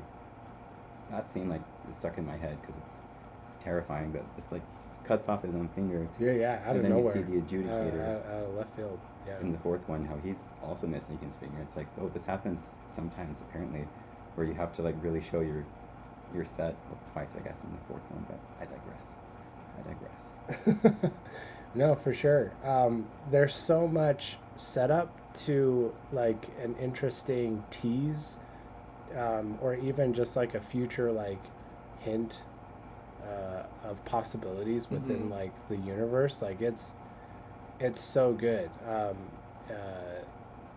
Kind of expounding or just like touching back to what was already introduced, or even like bringing that back later on to conclude it, or even make it more of like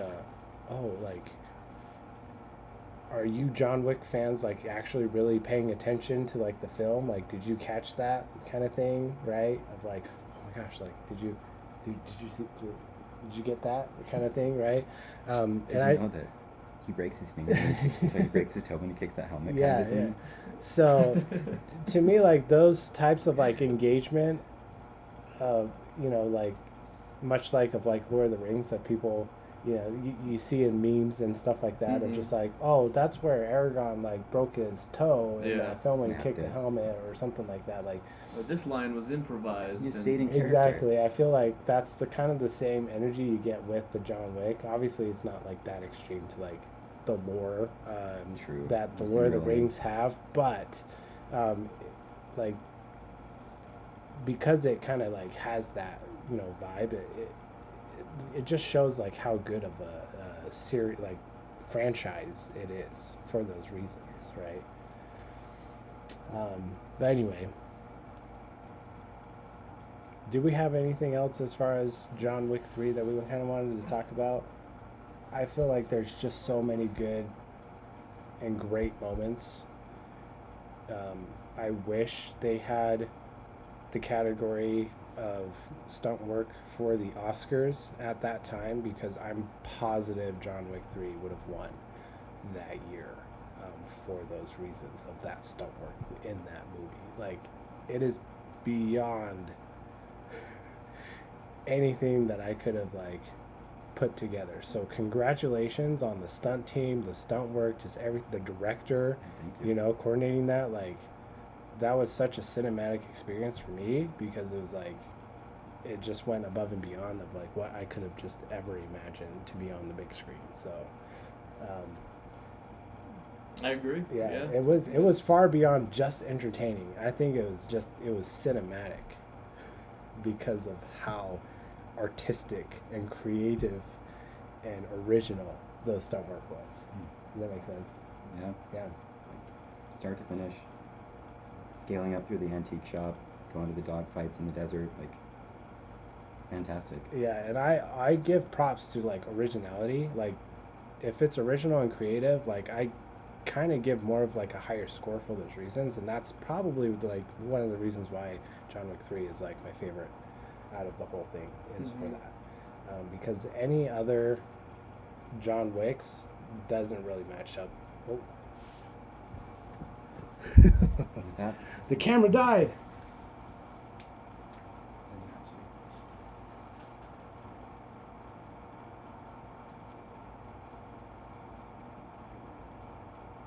Is it back? It says live. Is it back? Seeing you guys again? Let's How's see. it looking? A little bit to the left, to the right? Yep. I think it's got us. I don't know why. Looking good on camera. I think it's I good. don't know why it dropped, but we'll get this scroll a little bit more loose so it's not pulling the weight down. Sorry about that, guys. And we're back. Yeah, we're back. Later tonight at 7. Yeah, I feel like I'm Shaq, you know, in the NBA halftime like show, and then you guys are like the other, you know, as far as like the commentators of basketball of like halftime kind of thing. I think that's pretty funny. Imagine like some kind of, I don't know, Hunger Games style arena, and you know John Wick's in it, and we're just commentating that, and just like, oh, there he goes. Yeah, you yeah. know? Three more dead from a pencil. From a pencil, ladies and gentlemen. That's all I got. Jesus, they even brought the pencil back in the fourth one. They did. Going to the fourth one. Did chapter 4 feel like a satisfying conclusion? Like that's kind of the main for me, the main part of the fourth one. Was it a good conclusion? It didn't go where I thought it would at the beginning. I thought so too. Watching that in the theaters for the first time, I'm just all like, to me, I'm just like, it has to end this way. It has to end this way. And then it didn't, but I was actually okay with it. I was like, after I finished it, me and my girlfriend were kind of devastated. We were like, wait, he's acting, because like, for one, you know, having seen, because I didn't watch John Wick 4 until like a week ago or 2 weeks ago or whatever, and so knowing Ballerina was coming out, I just assumed, oh, it's happening after 4. So I was even throughout 4, I was joking. I was like, you know, me and Heather were talking kind of throughout the movie, and I was like, no, he's gonna die at the end of this, like completely joking. I did not even think that was actually gonna happen, right? And then you know, he's on the steps, and then like it cuts to the grave, and I was like, I was joking about that. I really had no idea, and she was like, really? I was like, yeah. Like, what? We were devastated, and then I started thinking about it objectively, and then like, I was looking at like Reddit posts talking about it. A lot of people were trying to say like it was a perfect conclusion to the John Wick arc, but I disagree. I also think it could have been better, but I didn't hate it. I think it was good. I don't think it was great. I think it was just good. And I can provide reasons of like why, but I mean, if you had something to say or add in. At the beginning, like 3 ends with John Wick getting shot off a roof, right? And he's like basically taken like half dead to like the underground king. That was also very surprising when that happened. And then it opens to like he's like punching the shit out of this little like punching board. Yeah, there's the blood on the rope and everything. Are you mad?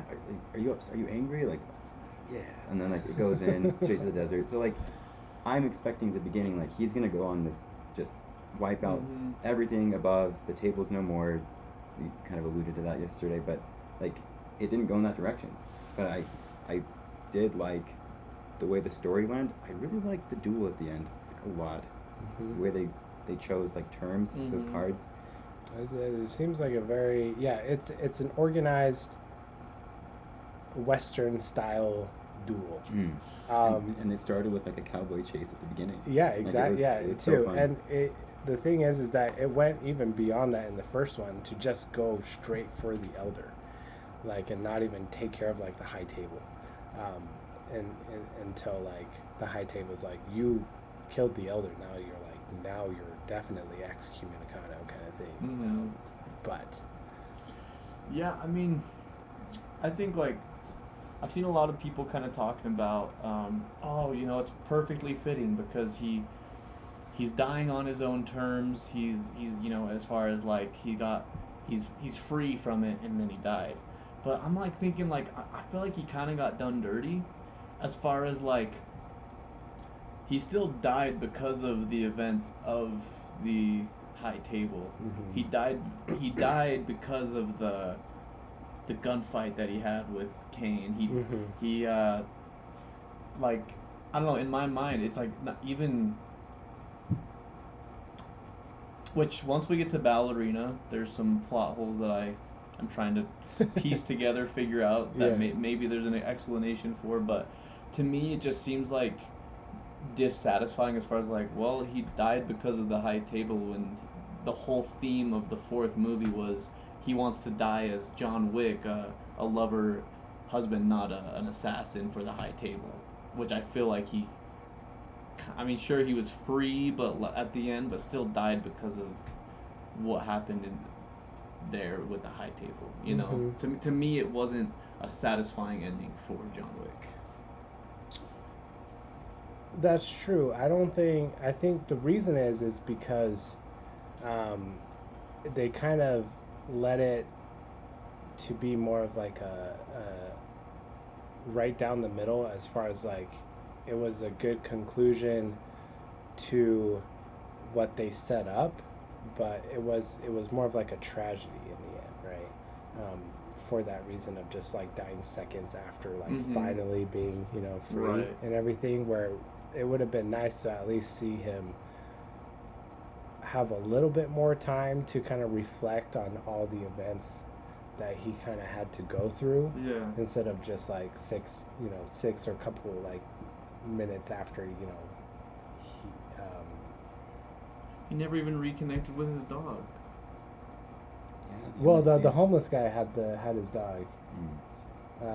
He's been walking around, and like with the dog that he picked up in the first one, was Lawrence's character, the homeless like king of the underground, right? He actually had the dog. Well, I'm saying like John Wick never reunited with his dog after that moment, right?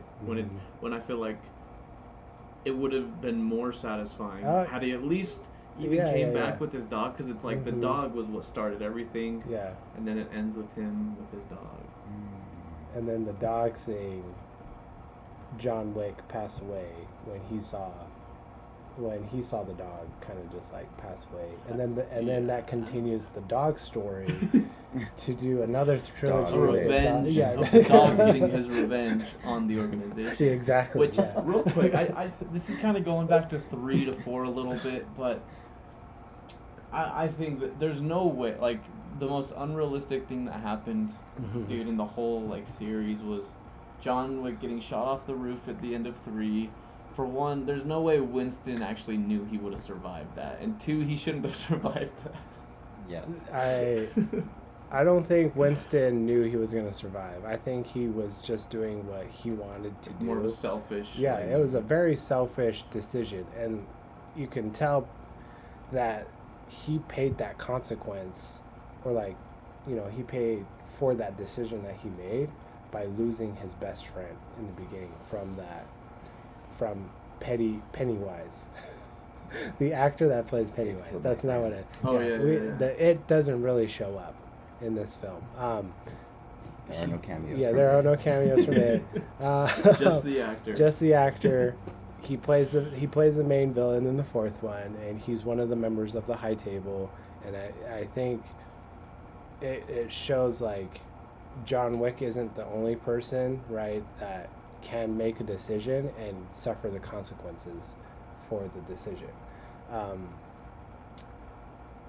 and everything. Like, I think that's what makes like the 4th one so good, because like even the solo bounty hunter, Mr. Nobody, right? And his decision, also he suffers the consequences, and then it also shows Kane and his consequences, right, of just like killing the Japanese father, right, and then starting that whole thing and that whole spin-off, you know, that's going to happen, with Kane and his and the Japanese daughter, and then just like I think that's where the peak of the theme kind of just kicks in, if that makes sense. And I think that's what it does really well with tying up and really going in depth as far as like, which you don't really see in other action films as far as like consequences. That's true. I mean, like the mistakes, all the mistakes that they've made in the Fast and Furious, like let them out, you know, to space, like, and to the Transformers and crossover. to a Transformers crossover. Like to me, like that doesn't make any sense, right? So I think that's what makes it's the whole thing. I mean that could be a later discussion, but like that's what I'm saying. It's like why this movie or why this franchise elevates that is for that reason of just being a little bit more grounded and like. I can give it credit for that. Like I do think like it is true that it's like okay, like that is more realistic. John, like realistically John Wick in should have died a while in ago, a fake world, right? Like the most grounded version of John Wick would have been he should have died a couple movies ago, right? Oh, 100%. But like as far as like what I wanted to actually see happen to John Wick isn't what happened. Mm-hmm. So to me, it's like kind of just leaves more of a dissatisfied taste in my mouth of like, I wanted to see him finally get some kind of either peace or some form of something that's not hang in there a little bit more so he can like say goodbye to his dog or something. Yeah, I would if that would have happened, I would have cried, honestly, and I think that would have elevated it to have a little bit more of an emotional impact for sure. Mm-hmm. I 100% agree with you. The ending was a little bit, there was a little bitter taste to it, kind of like a good coffee. Like you're gonna have a little bit of a bitter taste. Some dark notes. Made it feel like everybody that died for John Wick was kind of felt like for nothing a little bit. Mm-hmm. I agree. Didn't lead to anything. Which I guess is kind of, like you said, is more grounded and realistic. You know, sometimes just life happens. Yeah. I guess. Yeah, but as far as like film and cinema, you still kind of want to, you know, sway that emotion, you know, onto your audience. So I totally agree with you as far as like they should have had the dog walk up those stairs, you know, and just like good dog, right? Because he never really named the dog. I would have like started bawling at that, like that to me, like just even picturing that like parallel universe of like what could have been a different ending of a John Wick. Like I'm starting to get emotional now for that. Like, yeah. Now, I mean, as far as like, is he really dead? Yeah. Well, I mean, we'll get to that once we get into Ballerina. But going into the second question of like what themes hit hardest for you, whether that was revenge, consequences, brotherhood, or sacrifice, like what do you think? I would say like it's said in the movie, it's like you're a fool if you think that the only thing that ties us is a marker. Like that's what he said to Kane, like before he dies. It's like you're choosing obligation over what is greater that you can't see, but like it's kind of pointed like you should know this. And like for me, the part that I really got amped up about in the third one going into the fourth is like Winston betrayed John Wick, who had been his friend, and he's like, I'm just gonna shoot you because I need to so I can keep my hotel. And it's like, I didn't get to wrap this up, so I'll just do it. Like I thought there would be more accountability on Winston's part besides just losing his friend. Well, he lost and blew up his like the hotel too. But then he gets it all back at the end. Yeah. Like he didn't actually have a consequence. That's not at all. Almost. Like that was my qualm. But like as you go into the fourth one, like they really, I felt like with the other friends, the other relationships John had, like that for me was meaningful because like we don't really know Kane's background. I forget the manager of the Osaka Continental. What's his name? He's not really mentioned as much. We know what we're talking about. Mm-hmm. Yeah. But like he's like, I honor my friendship over anything, over any of the rules of the high table because you're my friend, and that's been established before I became who I am. and I'm gonna stand by that. Mm-hmm. So that stood out to me a lot throughout the whole film. Actually, I thought like Kane might have a turnaround in the future, but we'll see. They couldn't have picked a better actor for him.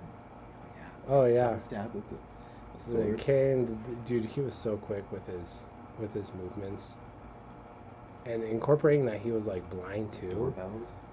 Yeah. Motion cam. Well, Yeah. I was actually talking about the Japanese, like the guy, the father. Uh-huh. I was actually talking about him, Oh, but okay. also Kane too. They couldn't have found like Yeah, perfect no, actor for him, too. both did really well, for sure. Both actors did a great job and played their role. I want a solo film of Kane, the Japanese guy, and John Wick, and like how their brotherhood, or like what the situation they had to go through to become like friends in the end. I think that would be a satisfying film of just like, no, like we're actually in this together kind of thing. Mm-hmm. The Rosca Roma as well. Did I say that right? Was it Ruska or Ruska? Ruska Roma. Ruska Roma? I think it's Ruska Roma. Yeah, Ruska because Roma. Russian is like Ruski, Ruska. so like Yeah. Ruska Roma yeah. or something. I don't know. You got to see it in the Russian accent. Yeah. Ruska Roma. The As far as like, it's kind of funny because with 4, I remember for 3 I said that like I feel like the first half of the action was better than the second half, Mhm.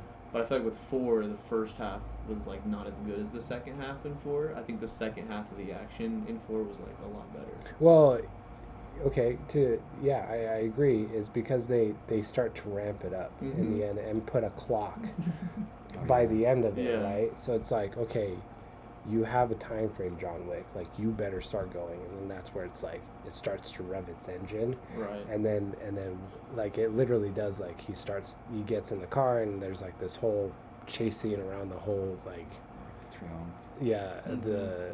that one location where just cars are just flying everywhere, and then bodies are also flying everywhere because the cars are hitting the bodies, and it's And like they're throwing them into the body. throwing in. It's It's so like funny, I was like, dude. what? That was I think that was the funniest sequence. Was all the cars. Yeah.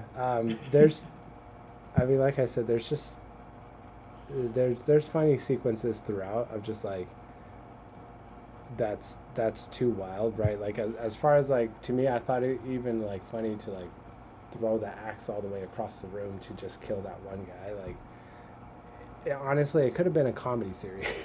I think the whole theme of just like the fact that every John Wick movie he just gets hit by like 2-3 cars consecutively in every single movie. Yeah. And then they took it one step further with that car scene in 4. I think it was just so funny. It was so, Yeah. Yeah. every time like when we were watching through the series with my girlfriend, it was like we watched 2. Oh, he's just always getting hit by cars. 3 more cars. Yeah. 4. What? Yeah, they just keep doubling the amount of cars that John's going to be hitting by the end of it. Yeah. No, that's pretty Yeah, funny. he got his legs swapped out from underneath him like 4 times in that And- scene. Just kept side jump. Yeah. It's Elden Ring. Just keep dodging. One car for every movie. 1, 2, 3. Yeah. 4. I think that's kind of what Aren't happens. those all muscle cars too? At the beginning of that scene. I can't The first 2 at remember. least were, plus his Yeah. gun was sick though. Mm-hmm. Dude, that scene when he's spiraling around all the cars and like just Oh shooting. yeah. I'm like, how would you do that logistically? But it's a cool scene because he's just circling all these guys and they're all getting out, like trying to hide. I'm sure a car can do it because I'm sure Keanu Reeves Maybe he can can. also there's a documentary somewhere of just like Wick is Pain, and it kind of breaks it down, like the behind the scenes and everything. Mhm. I want to watch that just to kind of see like a little bit more. But as far as like the director talking about, I've just seen clips here and there. Like they said, like if you see John Wick like limping in a scene, like that's literally Keanu Reeves like limping in a scene because he threw his body like Dang. personally in that.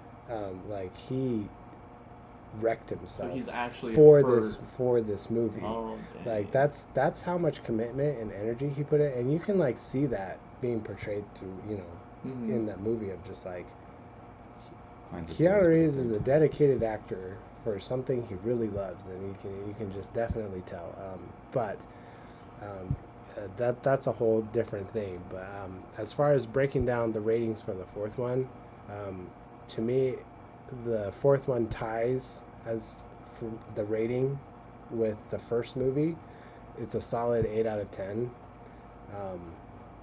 I think the newer themes of like the brotherhood, sacrifice, really brings back that compelling emotional depth that the first one had to bring that up a little bit more. The Mhm. action slightly went down for me, but like it was still great and amazing.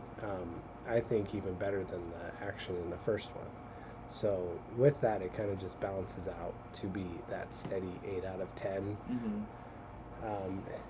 And the main reason why it's like not a 9 out of 10 or anything like that, it's because in the end it's an action film. It's not going to be everybody's cup of tea, you know, like just how like romance movies isn't really my cup of tea kind of thing, right?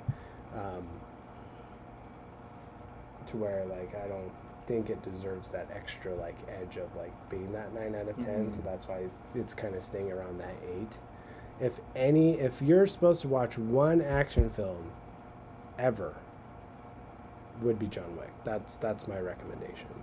I can get behind that. Yeah. And that's why it's rated so high. And the reason for that, like I said, is because of the originality and the creativity within the stunts. Like the car going in circle, like him going up the stairs, you know, and then falling all the way down like 10 flights of stairs and having to work himself back up again. Like that's just so wild to me. Like it's crazy. When he was like, "There's 3 minutes," I felt like it was a lot longer than 3 minutes going back up the stairs. It has to take a good minute. But I'd say like in the entire franchise, I think 4 takes like second place as far as overall. I think the story and action were really, really good. I think 4, like story wise, it also takes first place for me story wise, and then action wise, I think it's probably like I think what did I say 4? I think like 4th or something, with 3rd being 3rd, 2 being or 1 being 2nd, and this one being.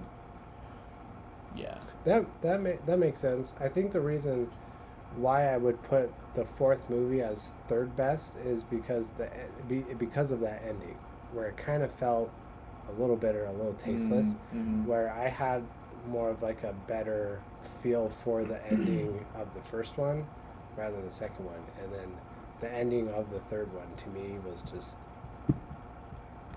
still like crazy because he got shot and flew down. Yeah. Like a 10-story building or something. Yeah, it's like, how do you come back How from do you that? come back? He hits the fire escape, he hits the roof, and then hits a car, and then hits the ground. It's like, how do you come back from that? So fast too, like. Oh, I didn't even mention my favorite part in the 4th movie was the top-down scene of him going through, and then that whole fire shotgun. I don't know what it's called. Oh, okay. Dragons, Yeah, something like that. Dude, that was so good. That dude. was cool. It reminded me of honestly, I feel like they were kind of referencing Hotline Miami. Have you ever played that game? Oh, for sure. It probably had some like video game inspiration. Yeah. To that whole sequence, for sure. Wraps up with the dog being saved. Yeah. Which goes in the whole. He doesn't kill him when he has the chance. He's like, "You saved my dog, dude."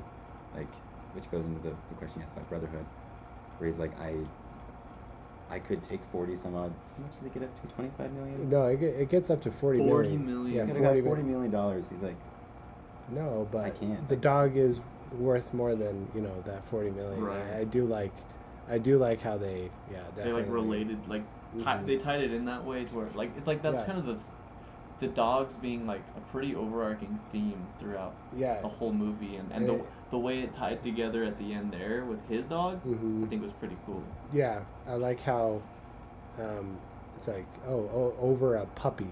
And it's like, yeah, of course this is over a puppy. Like, what? Yeah, and then that kind of reflects with a different viewpoint of like a different person, you know, with a relationship that he has with his dog, right? And everything. So, yeah, it's a good tie-in. It's a good. It follows and stays consistent to the tone and the theme of the message, like just overall, just all throughout. Overall, as far as like, you haven't said your ratings. I haven't yet. Go for it. Good. Yeah. So number 1's first. Okay. 2 is last. Okay. 3 is second. 4th is third. In that. Okay, so it's pretty. Yeah. So it's the same. So mine was like 1, like overall as a movie, 1, 4, 3. Similar. And then 2. Yeah. Okay. So 4 is second too. But since we haven't talked about Ballerina yet, because I think as a franchise, Ballerina falls somewhere in there. Yeah. So Ballerina definitely the newest one, but as far as like the John Wick 1 through 4, what would you rate that as a whole? I gotta say, I do pretty high. I'm not like a 9 out of 10, dude. It's one of my favorite series of all time. Yeah, it's a rewatchable series for sure. 100%. Something that I'll probably go back to pretty consistently. I wouldn't say Lord of the Rings consistent, but pretty consistent. I would say based on the ratings I've given it in my head for each one, the series overall, I give it an 8.5. Okay, yeah, mine's a solid 8 out of 10. It's pretty funny because like there's 2 movies that are solid 8. There's one that's an 8.5 and then one that's a 7.5. So if you kind of average that out, it's just it's an overall 8 out of 10 for me. And yeah, the reason why I'm so strict is because it is an action film in the end. It is action driven, and some people kind of just get bored of that, right?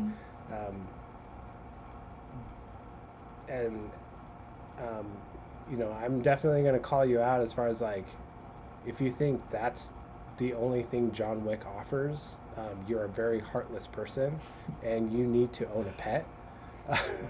You won't get at it some unless point, you do. Yeah.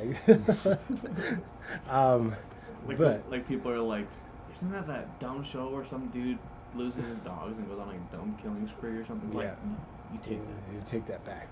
Yeah. Reevaluate your values. Yeah. So overall ratings, I just wanted to say, like, if you look at the movies by themselves with those scores, like, sure, each one does have their own thing, but the full arc to the end, like, if 2 was by itself, it wouldn't be that great of a thing. But, like, bringing them all together, like, the full story picture from, I exited this life, I tried to exit it again, now I'm dead, which is basically how it ends. But, like, it, for me, does a great job of, like, again, starting with that anger and finding closure with whatever way you make peace with. Yeah. All right. Well, we still have a little bit more discussion to go. Let's talk Ballerina. Let's just talk how, like, did it expand it even further? Like, what did you think overall? I feel like it definitely expanded it. I wouldn't say crazy amounts. I think expanding towards like that little village and how it's run by, I can't remember what they called them. It's basically a cult. Yeah, the cult. I think that was super cool. I think, honestly, for one, I loved Ballerina. I thought it was such an awesome movie. I think that it didn't expand it more than outside that cult, so I don't think it like added crazy expansion lore, which is fine. Like, I don't think they needed to. I think with what they added is perfect. You know, they touched on, they expanded the lore behind Ruska Roma, added the cult, the way they tied together. I think it was pretty solid. I think it was a great movie. For me, it was interesting, like I referenced earlier, with like how John Wick began seeing a different perspective of this world, how she was an orphan, she was brought in, and seeing like what that upbringing looked like, because you kind of see it in the third one, right? Someone's picking off their broken, bleeding toenail. It's like, oh my gosh, like, Yeah. and then there's the wrestling room, like, That's rough. and no getting like no branded. reaction to that too. It was a straight face of just like peeling that toenail Mhm. off. Just looks at him, like it's for me, like seeing more of like, you can't really see into like John Wick's life yet, but like it was interesting to see that aspect of, this is his roots, this is the family that he got kicked out of and then back into. And I guess I really enjoyed the aspect, like I was telling you about this, how one, I'm not the biggest guy in the world, so like trying to put myself, even just like, is that possible, could I possibly be John Wick? No, like I'm smaller. So like seeing how the character of Ana de Armas was portrayed, of being trained, how she had to learn to be competitive in this world where it's dog eat dog or die pretty much.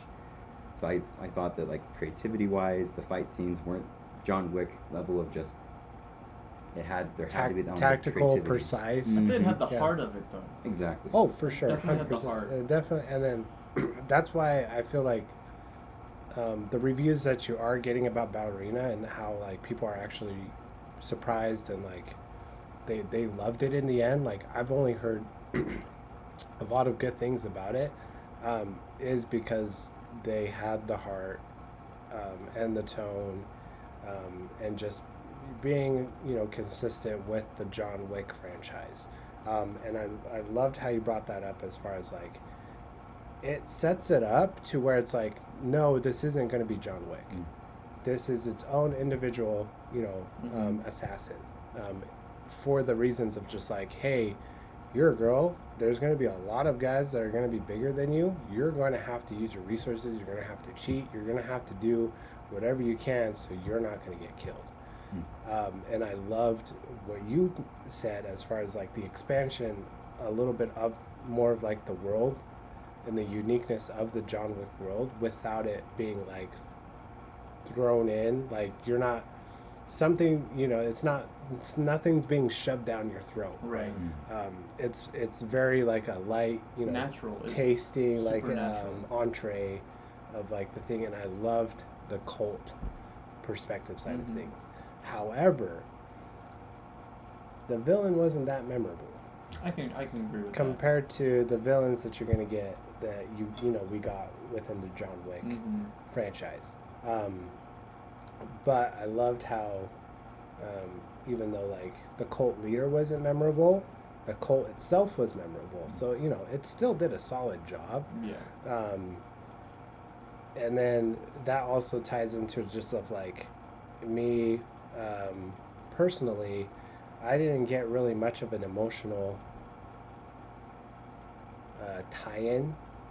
It felt like, as far as like the story was very cliche of a revenge story compared to the uniqueness of the revenge story that we got in John Wick, right? It was like you killed my father, prepare to die, very call back to like Inigo Montoya from Princess Bride, right? So hopefully we get a little bit more uniqueness as far as like different perspective of a revenge story and other spin-offs and prequels or whatever, that in the future of the John Wick world, like I want to see more of that creative like revenge stories that people have, because it's not just like, oh, you killed my father, or like you killed my parents kind of thing. Like the uniqueness of like, oh, you killed my dog, that represented the love that my wife had for me, was like so unique, right? So to me, for that reason, like I give the John Wick series a little bit more of an edge, like of a higher rating. For those reasons. But like I said, I don't know how they do this. Like I honestly don't know how they creatively come up with more intense action scenes with the flamethrower. Yeah. Like, whoever is in charge of the action scenes, or just even coming up with those ideas, like, good on you, man. If they like, lose him, dude, and for future stuff, dude, Yeah. it's doomed. What if we had a flamethrower? Okay, let's talk about that. A flamethrower versus a flamethrower. Versus and then a versus fire like a hose. fire hose. Yeah, exactly, right. What would that look like? So freaking wild. Like And she then opens the case and she's like, and you're like, wait, what is it? And the guys are like, oh shit, because you see the little, yeah, the starter flame. the starter, Yeah. yeah, popping out in the Napalm. shadows. Yeah, So dude, cool. and then kind of just reflecting off of like the knife, fight scene hallway that they had in the third one, and then having a whole brawl in like the armory, like guy two of just all like, they just raided my place. Here's all the information, You didn't hear this from me. right? But like even then, like she was pulling guns off, like she was being resourceful, like started throwing bombs, Going like, through the because walls. there's just nothing. She was trapped. Like she just had to blow, Mhm. All the grenades. That was such a fun sequence, Dude, too. Just it throwing was- all the grenades. It's trashing that That guy's was place. intense. The door, the table. Yeah. So, yeah, so wild. I do feel like, and this is where I guess the timelines get a little confusing for me. I say timelines, like the, I guess, chronological. When John Wick comes in, Yeah, let's talk about this. This is important. this is huge for the rest of the Stop series. watching this right really. now if you haven't seen Ballerina. When John Wick comes back, so for one, I think either scenario, it kind of, I guess maybe I missed something, because when I first watched it, I thought, when John Wick comes back, it's still in between 3 and 4, like it hasn't, like 4 hasn't happened yet. But then I had heard differently from you that when John Wick comes into Ballerina, it's actually after the events of 4, right? But I think either way, it still doesn't quite timeline. It just doesn't, to me, it doesn't make sense as to how are they just able to get John Wick to go do, I guess, an assassination on her, as far as like, for one, he... Continue. Yeah, for one, like, he's fell off the building, he's in recovery, so in the sense of if it happened in between, how did he just suddenly go out, do this assassination, and then come back, start punching the bag, I'm angry? Or if it's after, why is he now doing an assassination if he is now away from that life, he's done, but they convinced him to just go kill this girl just cause? Like what's his incentive to do it? I don't know. To me, I'm trying to figure that one out. Do you have an answer? I have an opinion. Go for it. We didn't get a chance to see John Wick's arm to see if he had the branding from the bowl and the shots. Yeah. So we don't know for sure. But for me, like, it makes sense because he rejoined the Ruscaroma. And so if that's the case, then yeah, hey, you kind of have to respond to this call because you've come back into our family. So there's some weight there, but it still is fuzzy because why would he go back? He's left twice, basically scot-free because he's dead. No, he's free. Why is he going back, to your very point? And then not if it is after, right, where he is in part of them, supposedly he faked his death. So how did they even know he's alive to contact him and be like, hey, we need you to go kill this person? Because John Wick's dead. Now maybe as far as to the Ruscaroma, the organization, maybe the Baba Yaga's still alive, but the man John Wick is dead. I don't know how they're gonna deal with that, right? Because That would be Where's the interesting. mantle? Because if When he John Wick lost- is dead, but if he's still doing assassinations as Baba Yaga, because they specifically called him the Baba Yaga, it's like, okay, so obviously everyone knows he's not dead and they think he's alive, I guess. So maybe. I mean, in the Ballerina movie, they even say, I think they give it like years later. Yeah. Like there's like a title that says years later before she gets to like after her first I thought it said assassination, like or Yeah, like her 12. mission. Yeah. I thought it said like months later. So there's not a year years. cut when she goes from a I kid. thought it said 2 months later, or it was either like 1 or 2. So like No, there when was she does there her was, first there was a assassination, bigger gap. than and then that. when it cuts to her in the mirror with all the dead guys, that was that's months the in part. between. It was like 2 months later or something. I don't think it's 2 months later. I think you're more accurate with 12 months. But the thing is, I watched this when it Wow. first came out, so it's been a month since I've seen it. So I just watched it like on Sunday. That's why Okay. I'm like, I remember like I was very that's what I remember specifically thinking like, oh, it's only been 2 months and she's already Okay. killing a bunch of people. Kind of is what went through my head when I watched it. That's why I'm like kind of sad I on think it it's. being. I only think a it was, I couple saw months. years. We could always just look it up. That's true. That's true. We have Where's computers. in our pockets. where's we have Here, technology. I'll just look it up real quick. But No, for me, yeah, as far as like timeline wise, the third one, we can see that the third movie happens right within the world of the Ballerina world, to where John Wick kind of comes in earlier. Which- Did you have? yeah, so it says her first assassination as a trained agent is implied to happen after. Okay, so her first assassination, the main revenge plot of the film kicks off 2 months into her career as a contract 2 assassin. months. So Okay. she's So it is 2 months. okay. Yeah, that went pretty fast then. She- But it's still after. No, that's not. Well, with how fast How long would it take John Wick? the to kill? John Wick series or the John Wick, okay, this kind of stumps my theory. Do you have something? I'll keep it in for a sec. You're good. No, I'm still thinking. Does he still have his finger in Ballerina? Oh, well, I he didn't think about that. I never even looked because I hadn't. Shoot. Well, so before John Wick shows up, as far as the events in, well, because he has to not have his finger, right? Because he shows up earlier on during the third one, which after that point, Beginning or of the is third one, that's actually right before he'd lose his finger, because then he goes to see the elder. In the third one, right? That's as he's trying to leave New York. He then goes and sees the elder. because the Ruska Roma helps him get there, right? He's back. Okay. So is it maybe in between that point where when they're helping him, they're like, we need you to do this real quick. We need you to go kill her Before he goes to Casablanca. before he even loses his before he even goes to But Casablanca. he burned his ticket, so they were obligated. Oh, according right, to the so- Lord, so he has to go. So I just I don't looked know. it up. It says in the movie Ballerina, John Wick does have his ring finger cut off at the end of that movie. Like it's already been cut off. So, Okay. So It's either let's. a plot We're hole doing or... a detective work right now as far as trying to break this down for you guys. This is for you. I'm saving you brain power. You're welcome.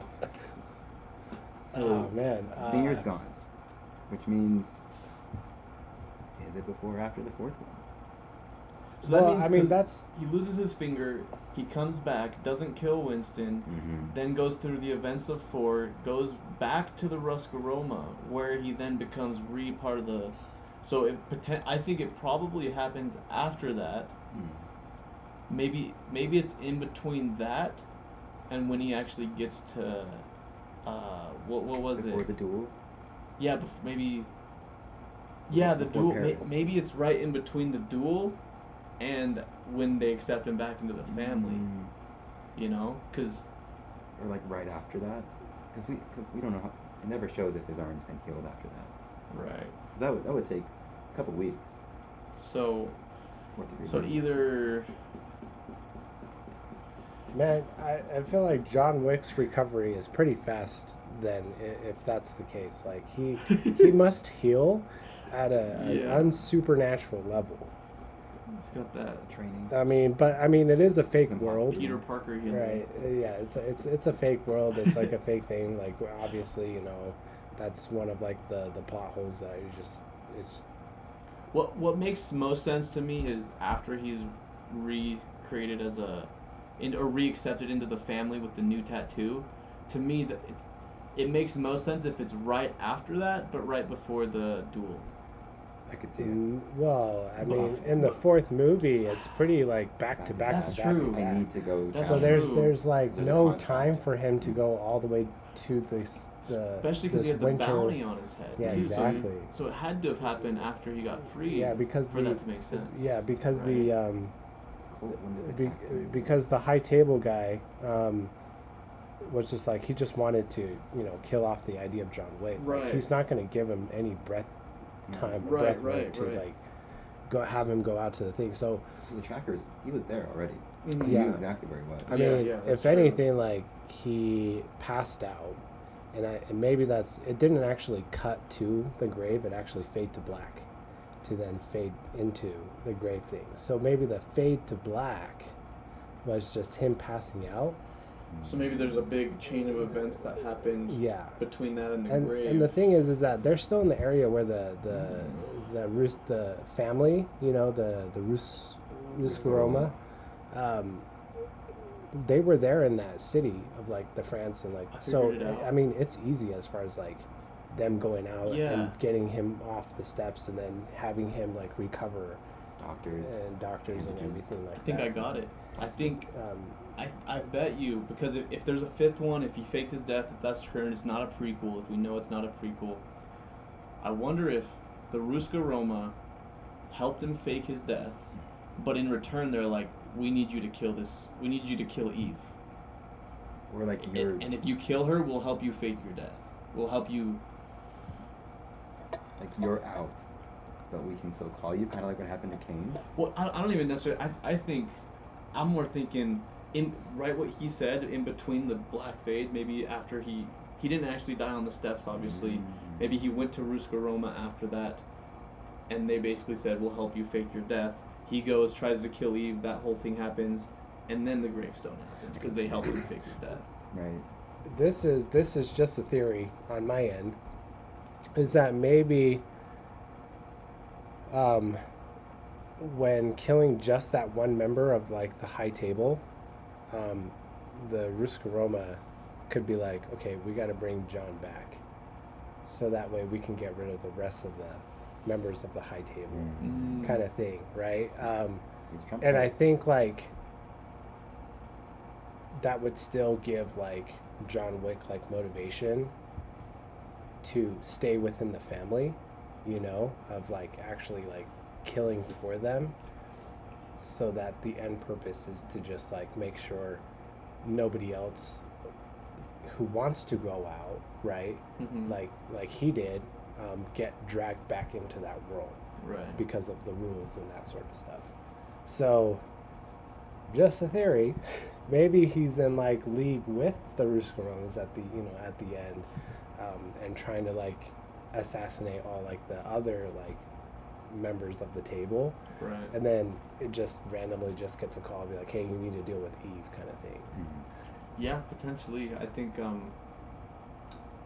Like, I think, to me, in my mind, that makes the most sense of it happening in that fade out. So like Mhm. after the gun Yeah. duel before the Yeah. grave. I Mhm. think that's what makes most sense. I will say though, I'm so glad that they didn't just make Eve so. Like, I'm glad they didn't put her on John Wick's level as far as like combat goes, fighting, because you could tell he just played with her. Like, he wasn't even trying and still just like had her down. Yep.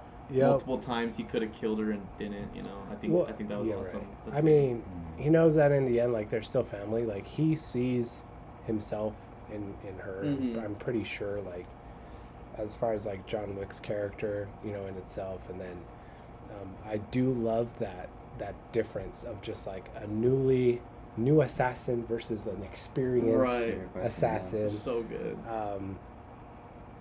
And even though like I was like it's, fan service, whatever, but like I feel like even then like they still did that in a very unique and cool way. Like I was totally okay with John coming back because of the camera work that happened at the very end, where like the camera kind of just dropped, and then in the corner of the camera dropping, like he's just like psh, and he kills like the guy with like a back Oh, yeah. pistol shot kind of thing. I was just like, whoever Dude. coordinated that Mhm. camera work with the stunt, like good for them. There was Good shot. There was I'm one okay with this guy- fan service. There's been one guy in the entire franchise that, goes up against John Wick, like actually face to face in combat. There's only been one guy that's ever actually been like rational and logical. And it's the guy that was, are we stupid? It's fucking John Wick. And then immediately just gets blasted by John Wick. Like, I think that everyone that goes up against John Wick, despite seeing him mow through All their friends. hundreds of assassins, their friends, they still think, oh, I'll be the one to kill him. Though that's the one guy that made that comment, like, why are we doing this? It's John Wick. And, well, you saw what happened 2 seconds later. Yeah, exactly. How could he be dead? Yeah. I also think I just love just like at the end of Ballerina, John Wick still has like, he's still a very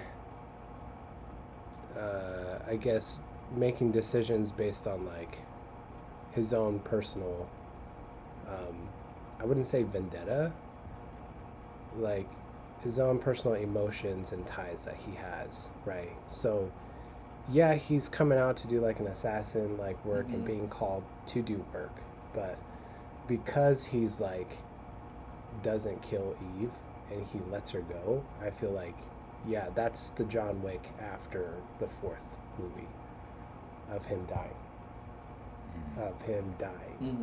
Right? So that's kind of where I'm also like, okay, that's obviously John Wick, like, confirms for, like, John Wick 5, like, because of the ending of Ballerina. I'll see. Yeah. I just didn't know it was that tight of a time frame. I thought there was a little bit more of a gap of a time frame, but being that it's like 2 months, like, man, he must have had, like, some sort of recovery. Bro had the Miyagi healing. Like, yeah, there's some drugs that was injected in him, that's for sure. Real quick. I do want to say, whoever the actor was, I don't know her name, that played Eve, phenomenal job. I think her fight scenes were phenomenal. I think they killed it with Ballerina. For being I know a lot of spin-offs from main series often bomb on other series, but this one I think killed it. Yeah, it was definite. I'm pretty sure it was definitely hard for her to like take on that weight of the John Wick franchise on her shoulder, but you can tell she like mentally prepared herself into this role and like physically trained into this role to carry that, and it just shows like how dedicated of an actress she is, and how like I would say just committed, and just like she understands the world itself of John Wick and the weight it carries. So yeah, great job on her. So now, as a franchise overall, where does this movie rank within all the John Wick's movies, if you were to like place it somewhere amongst them? I can start off. It to me, it's kind of has that same rating of action and emotional depth as I rated for the second one. As far as like the action was obviously better. The story was average, right? It was cliche. As far as like the revenge story, to me, I don't think it was that unique. Besides involving like the cult side of the whole thing, so like ties in, and the same rating as far as like John Wick 2 of a 7.5 out of 10. But yeah. On my part, like I really like Ballerina a lot. Like, I thought, like I said earlier, like, with the first one, like, the relatability of having a snapping moment, like, tying in a story, tying in the viewers. For me, like, though it is cliche, it's like, how many people have lost their parents? How many people, like, has this actually happened to? And so, for me, like, you mentioned this earlier, I'll just touch on it for a bit. I also didn't feel like the villain was very strong, but they also brought in the balancing point of the the lady in New York of the Rusko Roma, how she also isn't this crazy powerful member, but these clans have been fighting each other neck and neck for so long. So like I was thinking about that since you said that. Like, why would this villain not be as crazy high? But it's like they're technically matched toe to toe. So like they couldn't really bring him up and have it be realistic that these guys had been at each other's throats for who knows how long. They're not on the level of the high table. The high table's way beyond them, way above their power levels, I guess you could say, as far as their organization goes. And so you're right, like it kind of, I think they did a great job actually leveling that out, as far as like the cult didn't feel like the high table kind of people. It just felt like, oh, it's just these random village that they've had conflict with, and honestly the Ruska Roma made it sound like they're like these crazy big bad people, but then when you actually see them, they're kind of pathetic. They're not crazy. They're not bulletproof. Yeah, so they don't have bulletproof suits. They're not quite that level. Yeah. Yeah, I mean, Colt in itself is also like, just overall of how they set it up was they're going to be a scrappy, thing. Like within the organization at that one hotel, of like hearing like, oh yeah, he's part of this cult. Like he's locked up in his room for that reason, and that sort of stuff. And he's kind of like, the cult is like an outcast, and not really like they accept him, but really don't accept them kind of thing. Right. Because like they even introduce like the members of the cult are like a little bit extreme, to the point where conducting business on Continental they're grounds. just going to be a little bit more scrappy, and I feel like that plays well with like at least her like first like revenge story to kind of match that level that she has of fighting a little scrappy as well. And I honestly loved the chaos. Just having it like just one thing after another, and just like just the chaos just going from around that whole village of the cult was just the funnest thing. I honestly, and this a friend told me about this. You guys seen the Black Widow Marvel movie, right? I haven't seen it. You haven't seen it? Black Widow, right? Yeah, the Black Widow. I Widow. I saw the Marvel. ending, I think, on a cruise. Well, either way, like it wasn't a good movie. It's not a memorable movie. To me, I think Ballerina was like the perfect Black Widow movie. Ooh, I mean, I know the premise behind Black Widow, so I can see that. I think Ballerina should have been the Black Widow movie that like should have came out like years ago. I see what you're saying. It could have been. The Ballerina did it right, basically, is what I'm saying. Like that kind of In story. the end. Yeah, characters. exactly. It just makes sense because like she grew up in like this assassination world. Like it follows basically that whole like growing up right in the assassination world, and then dealing with the cult and that sort of stuff. And maybe at the end we could have had a run in with this cult with like Hawkeye or something like that, and then that kind of started that relationship or whatever. But like a young Black Widow origin like movie, Right. That was Ballerina. I can see that because like I think part of the issue is like with like from what at least I've seen in Black Widow, it seems like if you look back at early Marvel movies, they're like Iron Man, they're Captain America, the first whatever. They're very grounded as far as like they don't seem like world universal ending saving kind of missions, right? Well, but then like but with Black Widow, for being an origin story, I guess, or at least a Black Widow movie, it's like pretty ungrounded, it seemed like. But then this, it's like, okay, like you said, the cult, it would have it's been it's very definitely more very like this is an assassin in an assassin's world, not trying to save the world. Exactly. And then as far as like Black Widow's personality, like trying to compare it to Ballerina, like it, like Black Widow's an assassin. Like they don't have really that much of like emotion, behind them in the first place. Where like Iron Man and Captain America, like they really touched on how human, they are, right?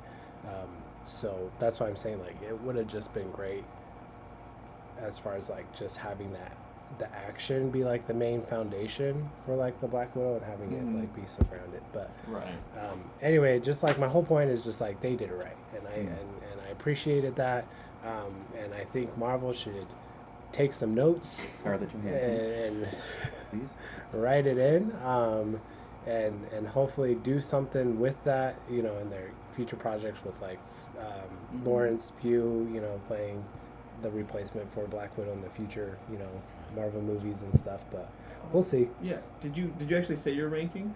I have not yet. Thank you. I was gonna go back to that. I appreciate that. One final note. Thank you. Is the I felt like the sister relationship missed. Oh yeah. I like. I'm like, I didn't feel connected to that. Very short-lived too. Like, oh, I'm your sister, and I'm dead. Like, well, that too also kind of either, felt cliche. Yeah. I'm your sister. No way. And I mean, to be fair, I mean, I guess it wasn't really that emotional, but also she didn't even know who she was. It's like, oh, this person just said she's my sister after all these years, and now she's dead. I don't really care about her because I just met her. Yeah. You know? My point, I guess, is just I don't get why they put it in there. Right. Like, it just... It did feel forced, yeah. Without it would have made sense. It seems like they tried to build some kind of emotional hook there, but that didn't really work. Yeah, a swing and a miss. Yeah. They tried. Thank you. Cause yeah. But... Yeah, I think it would have been better off without it for sure. Yeah. Rating wise, finally to answer your question, I'm so sorry. No, you're good. Okay. We went on a tangent ourselves. For me, out of all the four, I would place this one. So first one's first, third is second. I have to put Ballerina in the middle. To be totally honest, fourth, second. I really liked it. Like I've said, I like the writing. I like the story. I thought they did a great job at portraying a more human take on what it's like to live in this world, and that's important to me. Like I never looked at my phone. I ate all my popcorn before I realized it was gone. I'm like, this was a good movie. I enjoyed it. That's how you know it's good, is if the popcorn's gone. Yeah. It's all gone. Yeah. You don't even know it's gone. That you're done with snacking by the end. But yeah, I think Ballerina earned its place in the John Wick universe, 100%. I agree. I haven't done my ranking yet, but ultimately, I think, you know, ranking them from best to not as good. I don't want to say worse because none of them were bad. From best to not as good, I think it goes 1, 4, 3, Ballerina, 2. Yep. Yeah, I would put probably Ballerina over 2, as you do. But like you said, yeah. Not that 2 was bad. I still love 2. Not that 2 was bad, yeah. It had its beauty. Its charm. Yeah, like it's definitely over that 7 mark, which usually like anything for me above a 7 is a recommended to watch at some point. And it's definitely a recommended franchise, a recommended, you know, just a full trilogy marathon to watch, you know, if you have that time. It is a good boys' night out kind of like marathon watch. Definitely can do something cool, you know, surrounding that, like 100%. I'm already like just talking about it. I'm like, I want to start over already. I want to rewatch Ballerina again. Honestly, yeah. I think that was cool. I feel like. So, any other like last minute things you kind of want to throw in there?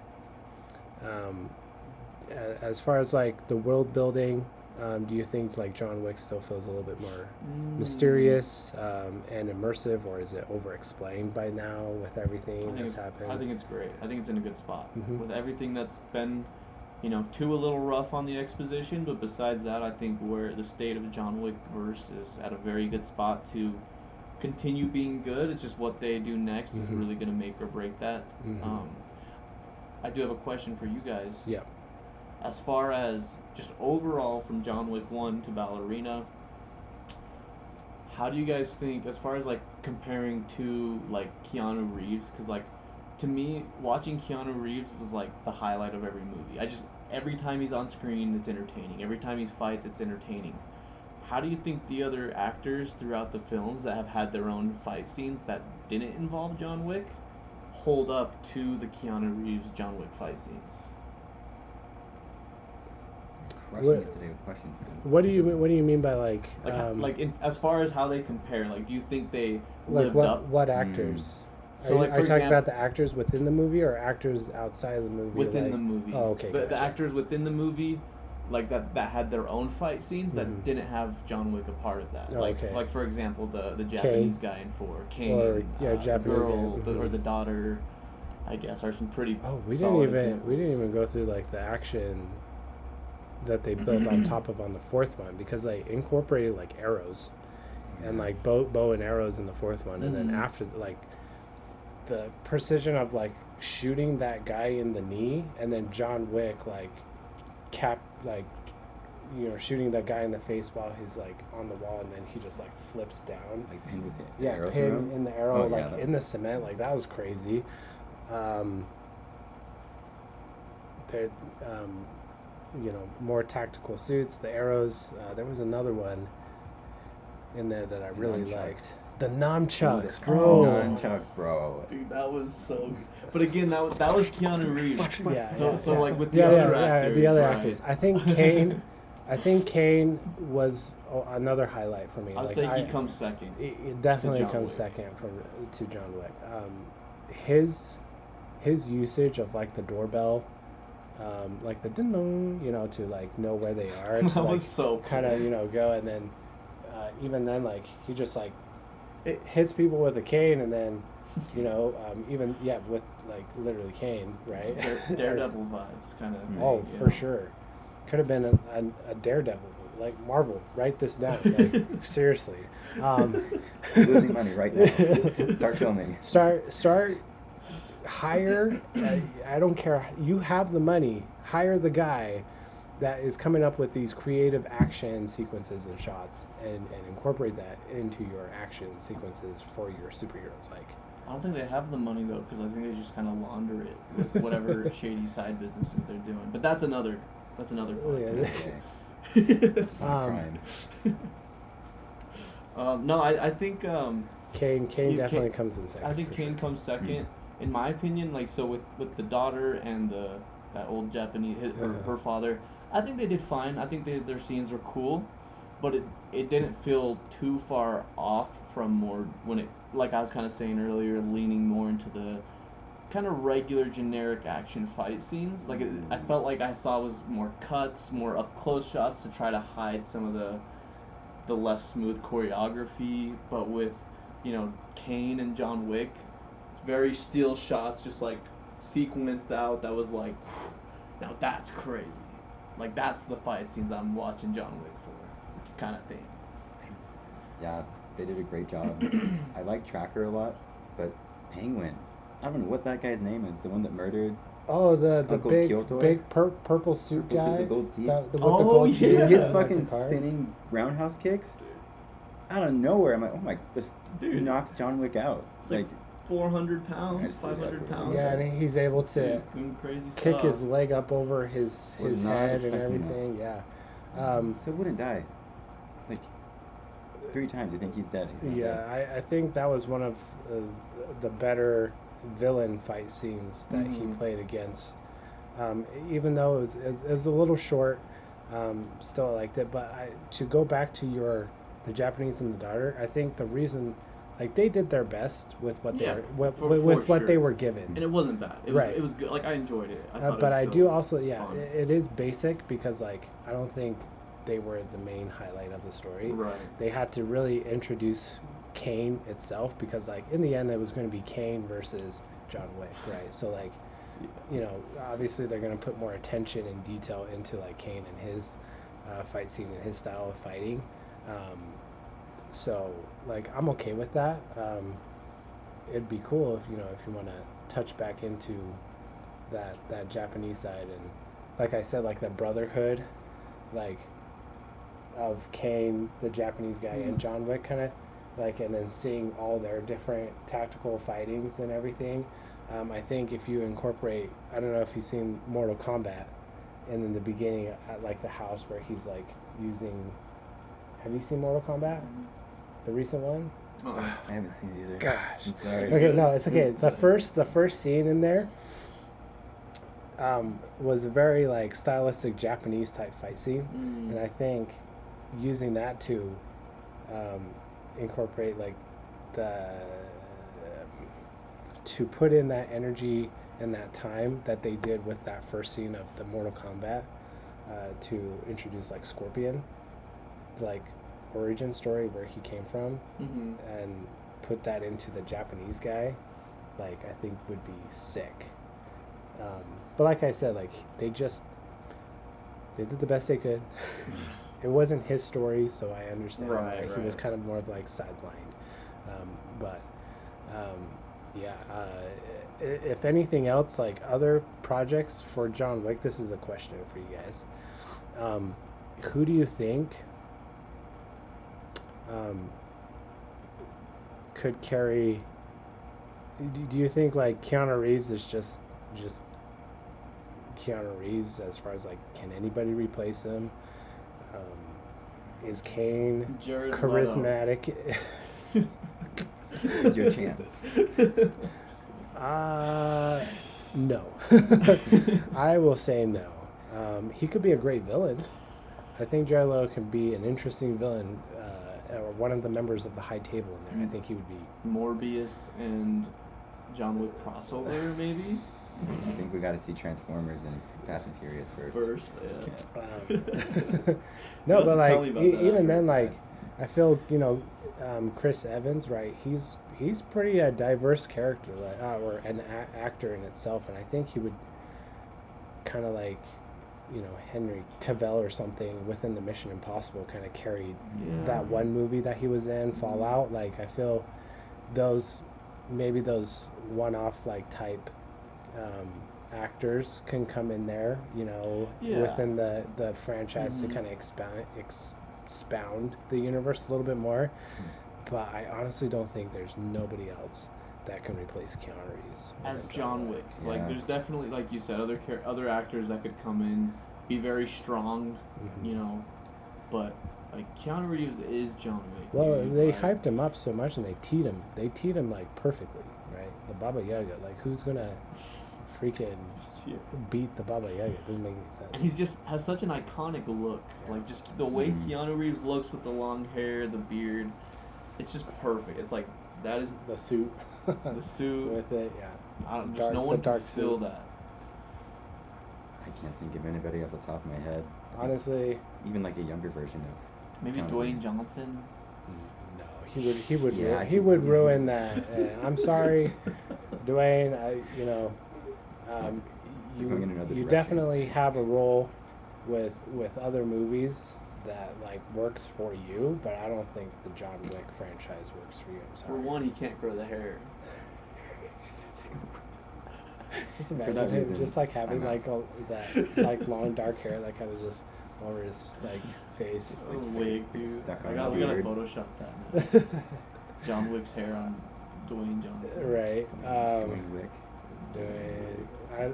John Rockwick. Rockwick. Yeah. Rockwick Johnson. Oh man. Yeah, I wouldn't know who would. This might be interesting. Chris Hemsworth. I feel like he can do some damage.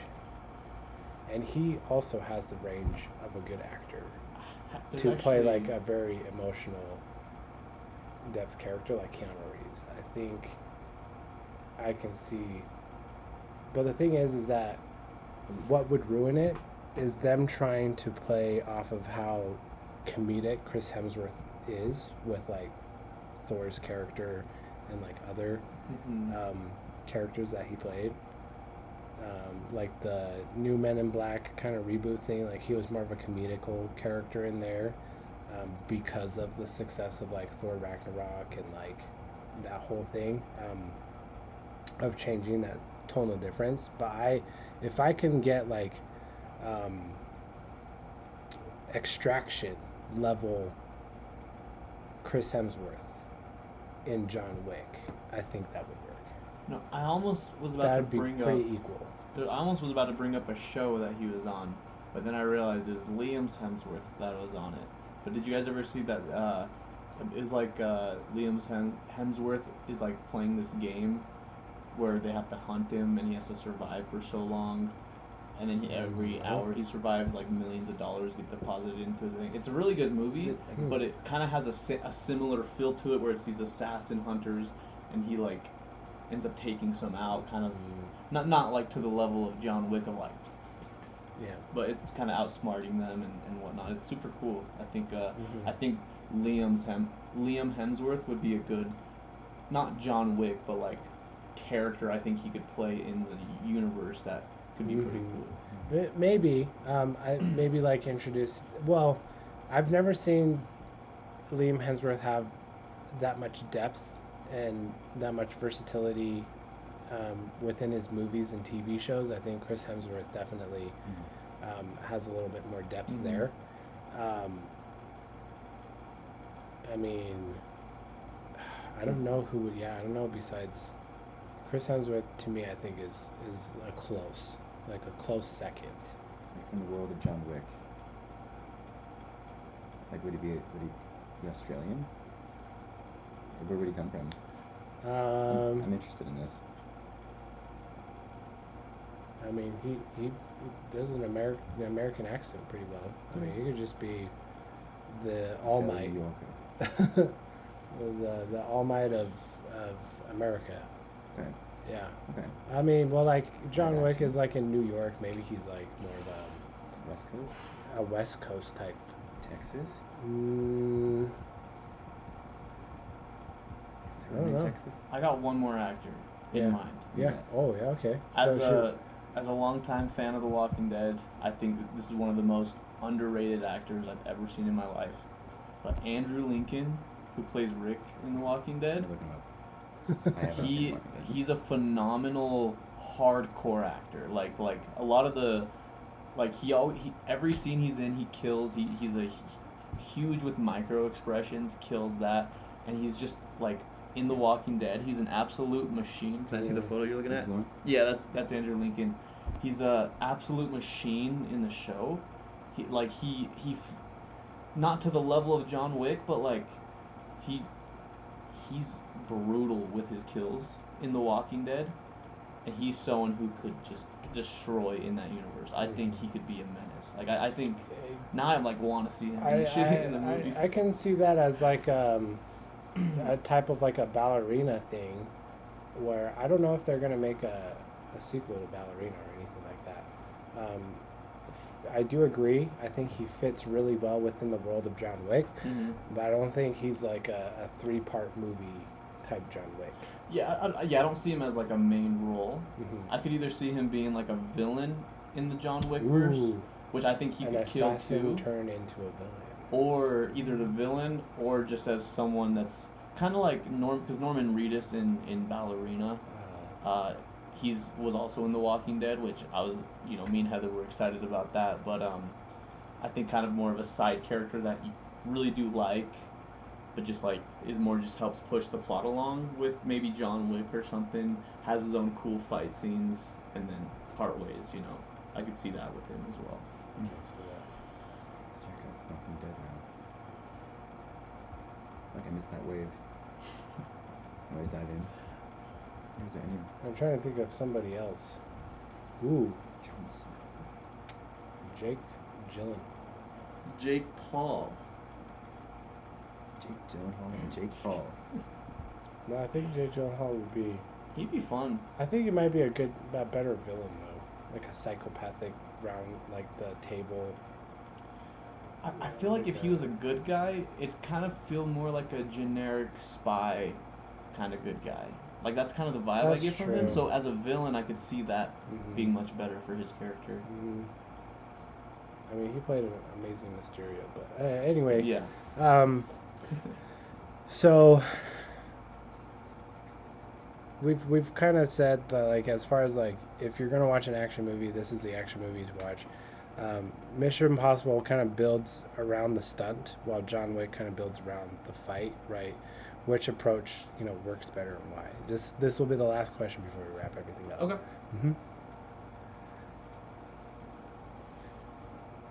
Which one, like, what works better as far as like?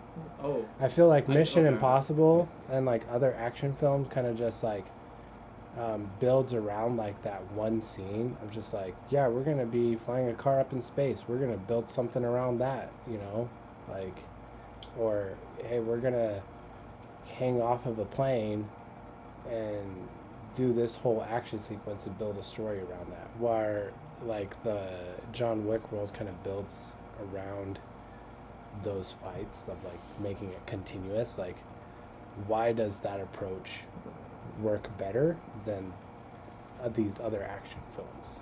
I think ultimately, at least for me, you know, obviously it's going to come down to preference, what you like out of your movies, you know, because some people, because there's not as crazy of action in Mission Impossible, maybe people will like Mission Impossible more than John Wick. But for me personally, it's like it's more of like a, I love just seeing the raw, brutal action of John Wick, that it just keeps me so entertained through and through, where I'm just like, I'm like hyped. I'm like, yeah, let's go. But then with Mission Impossible, for say the big stunt that you're talking about, it's like, whoa, oh, wow, that was cool. That was a cool stunt. But John Wick is like, whoa, yeah, whoa. You know what I mean? Mm-hmm. Kind of like throughout the whole movie. Mm-hmm. So I feel like I just, that adrenaline that John Wick is experiencing, I feel like I'm feeling that throughout the sequences. Yeah. You know? Kind of like, it's better to take smaller bites consistently rather than taking one big bite, like of a meal, you know, instead. Mm-hmm. Yeah. What do you think? I like what you're saying. There's, you know, the saying that the best lies are half truths. So when watching John Wick versus like Mission Impossible, like, you don't consciously think, oh, I just got pulled out of the movie. But like Mission Impossible is like when there's the adrenaline factor. Mm-hmm. But then it's like, I don't know how real that could have been. And you said this earlier, like, John Wick should have died many times throughout all the movies, for sure. But there's a level of, like, this isn't too dramatized to where, like, I couldn't see this being possible. So, like, although Right. the movie is made up, it is a lie. Like, following it and staying in the story of John Wick is more palatable than Mission Impossible, which is explosions, guys walking away in slow motion, Right. kind of a thing. Yeah, definitely. And like, you know, this is my dad's fault that I'm like this. Darn But you, like Dad. when I watch fight scenes, there's so many little scenes that when I'm watching it, I'm like, oh, he could have killed him there. Mm. Oh, he easily could have shot him there. Oh, you know, like I'm It's all like fumbling for his gun. nitpicking these, and throughout John Wick, you know, while being more of a grounded show, I guess you could say, as far as when they do the sequences, I still find myself doing that where I'm like, he could have gotten him right He there. fumbled for a little too long there with his gun. No, like the guy was like, oh, I can't get my gun up, and then gets it up right as he smacks you it. know, It's like stuff like that. I'm I like, hear ya. all right, but I let that slide because it's one of my favorite series, and it's the best action I've seen in any movie. But you let So- that slide because it just, I mean, it tees up like John Wick of like just how good and quick he is, and I Mhm. think they're just trying to emphasize that of just like how tactically trained he is in that and that sort of stuff, which like that gets to my point of like why John Wick's action fight like scenes, you know, work instead of like one big stunt to like Right. the smaller ones is because like it incorporates it as part of the story. It's not like the stunt itself of like this one scene within like Mission Impossible or the Fast and Furious or any Jason Statham type movies where like where they just set it up for this one scene. It's multiple scenes like you said before, but the thing is because because of these multiple scenes, it just shows the depth, complexity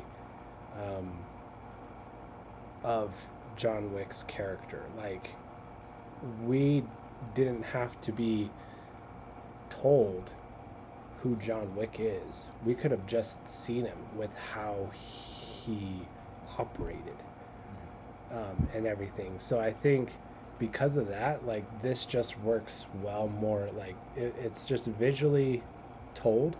And I love the whole, like, show, not tell thing. And I think John Wick does that well, where Mission Impossible, that sort of stuff, it's like they go through this whole stunt and then they break it down afterwards and be like, Right. this is how I did it, right? And then the mask reveal and that sort of stuff. Mhm.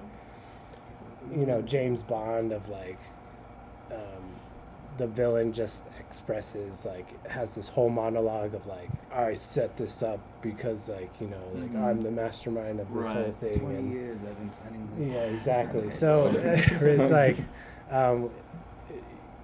it's a lot of like that show not tell, and I think that works more of like that just brings it more cinematically engaging and just purposeful, and like because of that reason that it shows and not tells with like how precise he is and tactical. It's artwork. It's people might not see it, but the stunts in that, everything throughout the entire franchise is art to me. Right. Like I see it as like, wow, the time, the effort, like the training that they had to go through, like the camera work trying to like follow, the stunt itself, Yeah. like it's like they did a lot of work to it, and you got to appreciate like the artistry in that. To add on to like how you said the kind of pulling off the mask kind of thing, part of my issue too with those kind of scenes, like for example the latest James Bond movie, or not Mission Impossible, when he jumps out of the plane into the tornado or whatever, right? I remember seeing online they were like, yeah, like here's the real scene, we really had Tom Cruise jump out of a plane. I'm like, oh, that's pretty cool. Into a tornado.